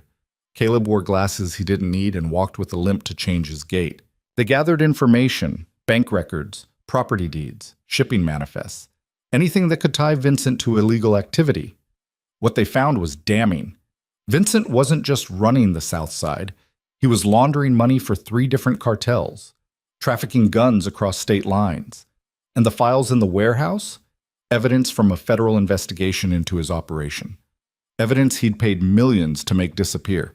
This is enough to put him away for life, Dominic said, looking at the documents spread across their current motel room. If we give it to the feds, Caleb added. But the moment we do, we become witnesses, targets. They'll put us in protective custody, separate us. So we don't give it to the feds, Arya said. We give it to him. Both men looked at her. Explain, Caleb said. We make a deal. We give him the evidence in exchange for our freedom. He leaves us alone. We leave Chicago. Everybody wins. He'll never go for it. He will if the alternative is spending the rest of his life in federal prison. Dominic shook his head. You're assuming he honors the deal. The second we hand over that evidence, what's stopping him from killing us? Nothing. Unless we make copies. Unless we put those copies with people who'll release them if anything happens to us. Arya met his eyes. Dead man's switch. He touches us. The evidence goes public. Everyone loses. Caleb was quiet for a long moment. Then he started to laugh. That's actually brilliant. Or insane, Dominic muttered. Both, Arya agreed. But it's all we've got. They set the meeting for neutral ground. A restaurant downtown, public, witnesses, safety and visibility. Vincent showed up with 2 bodyguards. Expensive suit, predator's smile. He sat across from them in a booth at the back. You have impressive survival instincts, he said. I'll give you that. You tried to kill us, Caleb said flatly. I tried to clean up a mess. You're still here, so clearly I failed. Vincent sipped his water. What do you want? To make a deal. I'm listening. Caleb slid a folder across the table. Vincent opened it. His smile disappeared. Where did you get this? Does it matter? What matters is there's more. Copies. With people who'll make sure it reaches the FBI if anything happens to us. Vincent's jaw clenched. You're blackmailing me. We're offering you a choice. Let us walk away. We disappear. You never hear from us again. The evidence stays buried. And if I refuse? Then we mail it to every federal agency in the state. Your operation burns, you go to prison, and we disappear anyway. Vincent stared at him, then at Dominic, at Arya. You're asking me to trust you. No, we're asking you to trust your own self-interest. You let us go, you keep your empire. You come after us, you lose everything. The silence stretched. Vincent's fingers drummed on the table, calculating, weighing options. Fine, he said finally. You have 48 hours to leave Chicago. After that, if I see any of you again, deal's off. Agreed. Vincent stood, buttoned his jacket. For what it's worth, you would have made good soldiers. Shame it had to end this way. He left. His bodyguards followed. Arya exhaled slowly. Did that just work? Maybe, Caleb said, or maybe he's planning to kill us the second we step outside. Only one way to find out. They left the restaurant, made it to the car. No bullets, no ambush. Just the sound of the city at night and the knowledge that they'd survived one more day. They packed in silence. 3 bags. Everything they owned. Everything that mattered. Caleb booked 3 one-way tickets to Portland. Far enough to start over. Small enough to disappear. They left at dawn, drove to the airport, checked in under fake names. At the gate, Caleb stopped, looked at his sister, at Dominic. This is it. Last chance to change our minds. Are you changing yours? Arya asked. No. Then neither am I. Dominic took her hand. Same. They boarded the plane, found their seats. The engines roared to life. As Chicago fell away beneath them, Arya pressed her forehead against the window. She thought about the girl who'd stepped off a plane 10 days ago, the one who thought she could save her brother and walk away clean. That girl was gone, burned away in warehouse fires and gunfights and choices that couldn't be unmade. What was left was someone harder, someone who'd killed without hesitation and slept without nightmares, someone who'd chosen love over safety and survival over innocence. She didn't regret it, couldn't afford to. Dominic's hand found hers, squeezed. She squeezed back. Across the aisle, Caleb stared out his own window. His reflection in the glass looked older, tired. But when he caught her looking, he smiled. Small, real. It was enough. Portland was rain and green and coffee shops on every corner. They rented an apartment in a quiet neighborhood. Nothing fancy, just a place to breathe. For the first month, they jumped at every sound, checked locks twice, slept in shifts. But Vincent kept his word. No one came. Slowly, carefully, they started to live. Caleb got a job managing a bar. Arya enrolled in school under a new name. Dominic did consulting work, security systems, he said, which was close enough to true. They had dinner together every Sunday, talked about normal things. Weather, sports, the neighbor's dog who wouldn't stop barking. It was boring, safe. Everything Arya had run from 9 years ago. And it was perfect. 6 months in, Dominic proposed. They were walking along the waterfront, gray sky, cold wind. He stopped, pulled out a ring. I know this isn't how you imagined it, he said. No fancy restaurant, no big speech. But I love you, and I want to spend whatever time we have left making you happy. If you'll let me. Arya looked at the ring, at him, at the life they'd built from ashes and blood. Yes, she said. They got married in a courthouse. Caleb was the witness. Arya wore a dress she bought for $50. Dominic wore the only suit he owned. It was the most beautiful day of her life. The judge pronounced them married. They kissed. Caleb clapped. Afterward, they went to a diner, ate pie, laughed about nothing. And for the first time since she'd returned to Chicago, Arya felt something close to peace. That night, lying in bed next to her husband, she said, "Do you think we made the right choice? Leaving?" Dominic was quiet. Then, "I think we made the only choice we could live with." "Do you miss it, the life?" "Parts of it, the clarity, the simplicity of violence, knowing exactly who your enemies were." He turned to look at her.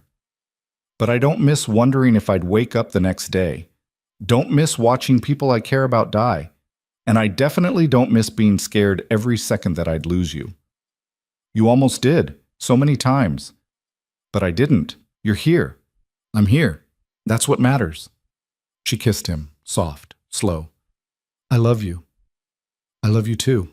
They fell asleep tangled together, safe, whole, alive. 1 year later, Arya woke to sunlight streaming through the bedroom window and the smell of coffee from the kitchen. She stretched, smiled, checked her phone. A text from Caleb. "Brunch? Found a place that does bottomless mimosas." She typed back, You're trying to get me drunk at 10 a.m. It's Sunday. That's what Sundays are for. Fine. Noon? Perfect. She got up, found Dominic in the kitchen making pancakes. He'd gotten good at it over the past year, almost domestic. Morning, he said, kissing her. Morning. Caleb wants brunch. Of course he does. They ate, showered, walked to the restaurant hand in hand. The city was quiet, peaceful. Caleb was already there, sitting at a corner table, grinning. You're late, he said. We're exactly on time, Arya replied, sliding into the booth. Tomato, tomato. They ordered, ate, talked about Caleb's new girlfriend. A teacher, impossibly sweet. Nothing like anyone he'd ever dated before. She doesn't know, he said quietly. About Chicago. About who I was. Are you going to tell her? Arya asked. I don't know. Part of me thinks she deserves the truth. The other part thinks... He stopped. Thinks she's better off not knowing. That if she knew, she'd run. And I don't think I could survive losing someone else. Dominic set down his fork. You can't build a life on lies, says the man who's been using a fake name for a year. That's different. Is it? They stared at each other. Then Caleb sighed. You're right. I know you're right. I want to be better. For her. Want to be the man she thinks I am. Then be that man, Arya said. The past doesn't define us. What we do now does. Caleb smiled. When did you get so wise? When I started listening to my idiot brother. He threw a piece of bread at her. She caught it, laughed. And in that moment, sitting in a restaurant in a city far from home, with the people she loved most in the world, Arya realized something profound. They'd survived. Not just the violence, not just Chicago, but the aftermath, the weight of what they'd done, the choices that would haunt them forever. And they'd survived together. Some loves didn't fade, she thought. Some lines, once crossed, didn't destroy you. They redefined you, made you something new, something harder, something that could look at darkness and not blink. She reached across the table, took Caleb's hand, Dominic's. I'm glad we made it, she said. Caleb's eyes went wet. Me too. Dominic just squeezed her hand. No words needed. They finished brunch, paid, walked out into the afternoon sun. Behind them, Chicago was a memory, a scar. A story they'd tell someday when they were old and the edges had softened. But that day wasn't today. Today they were alive, free, together. And that was enough. It would always be enough. As they walked down the street, Arya between her brother and her husband, their hands linked, their futures uncertain but theirs to write, she thought about the door that had clicked shut like a verdict that night so long ago. The door to Dominic's room. The moment everything changed. She'd been terrified, lost, running from a life she didn't want and straight into a life she hadn't known she needed. And if she could go back, if she could warn that girl about what was coming, about the blood and the fear and the impossible choices, she wouldn't, because that girl needed to become this woman, needed to learn that strength wasn't avoiding darkness, it was walking through it and coming out the other side, needed to learn that love wasn't safe, it was choosing someone despite the cost, because of it, needed to learn that family wasn't blood. It was the people who stood beside you when the world burned and didn't flinch. They reached the apartment, climbed the stairs, unlocked the door. Inside it was quiet, warm, home. Arya kicked off her shoes, collapsed on the couch. Dominic sat beside her. Caleb took the chair. They didn't talk. Didn't need to. Just sat there in the fading light, breathing the same air, existing in the same space. Survivors, fighters, family. Outside, the city hummed with life. People going about their days, unaware of the 3 people in this apartment who'd died and been reborn in fire. And somewhere, in a city far away, a warehouse still stood in ruins, evidence of a war nobody would ever know about. But they knew they'd carry it forever. The scars, the memories, the knowledge of what they were capable of when pushed to the edge. And that was okay, because they'd also carry this moment, this peace, this choice to live instead of just survive. Arya closed her eyes, felt Dominic's hand in hers, heard Caleb's quiet breathing, This was enough. This was everything. And when she opened her eyes again, the sun was setting, painting the room in shades of gold and amber. A new day ending, a new life beginning. And for the first time in longer than she could remember, Arya Vance wasn't running. She was home. In a world built on power, blood, and betrayal, love didn't break them. It made them unstoppable. And in the quiet moments between heartbeats, when the ghosts of who they'd been whispered in the dark, they chose each other. Again, and again, and again, until the whispers faded and only the truth remained. Some lines, once crossed, don't destroy you. They set you free.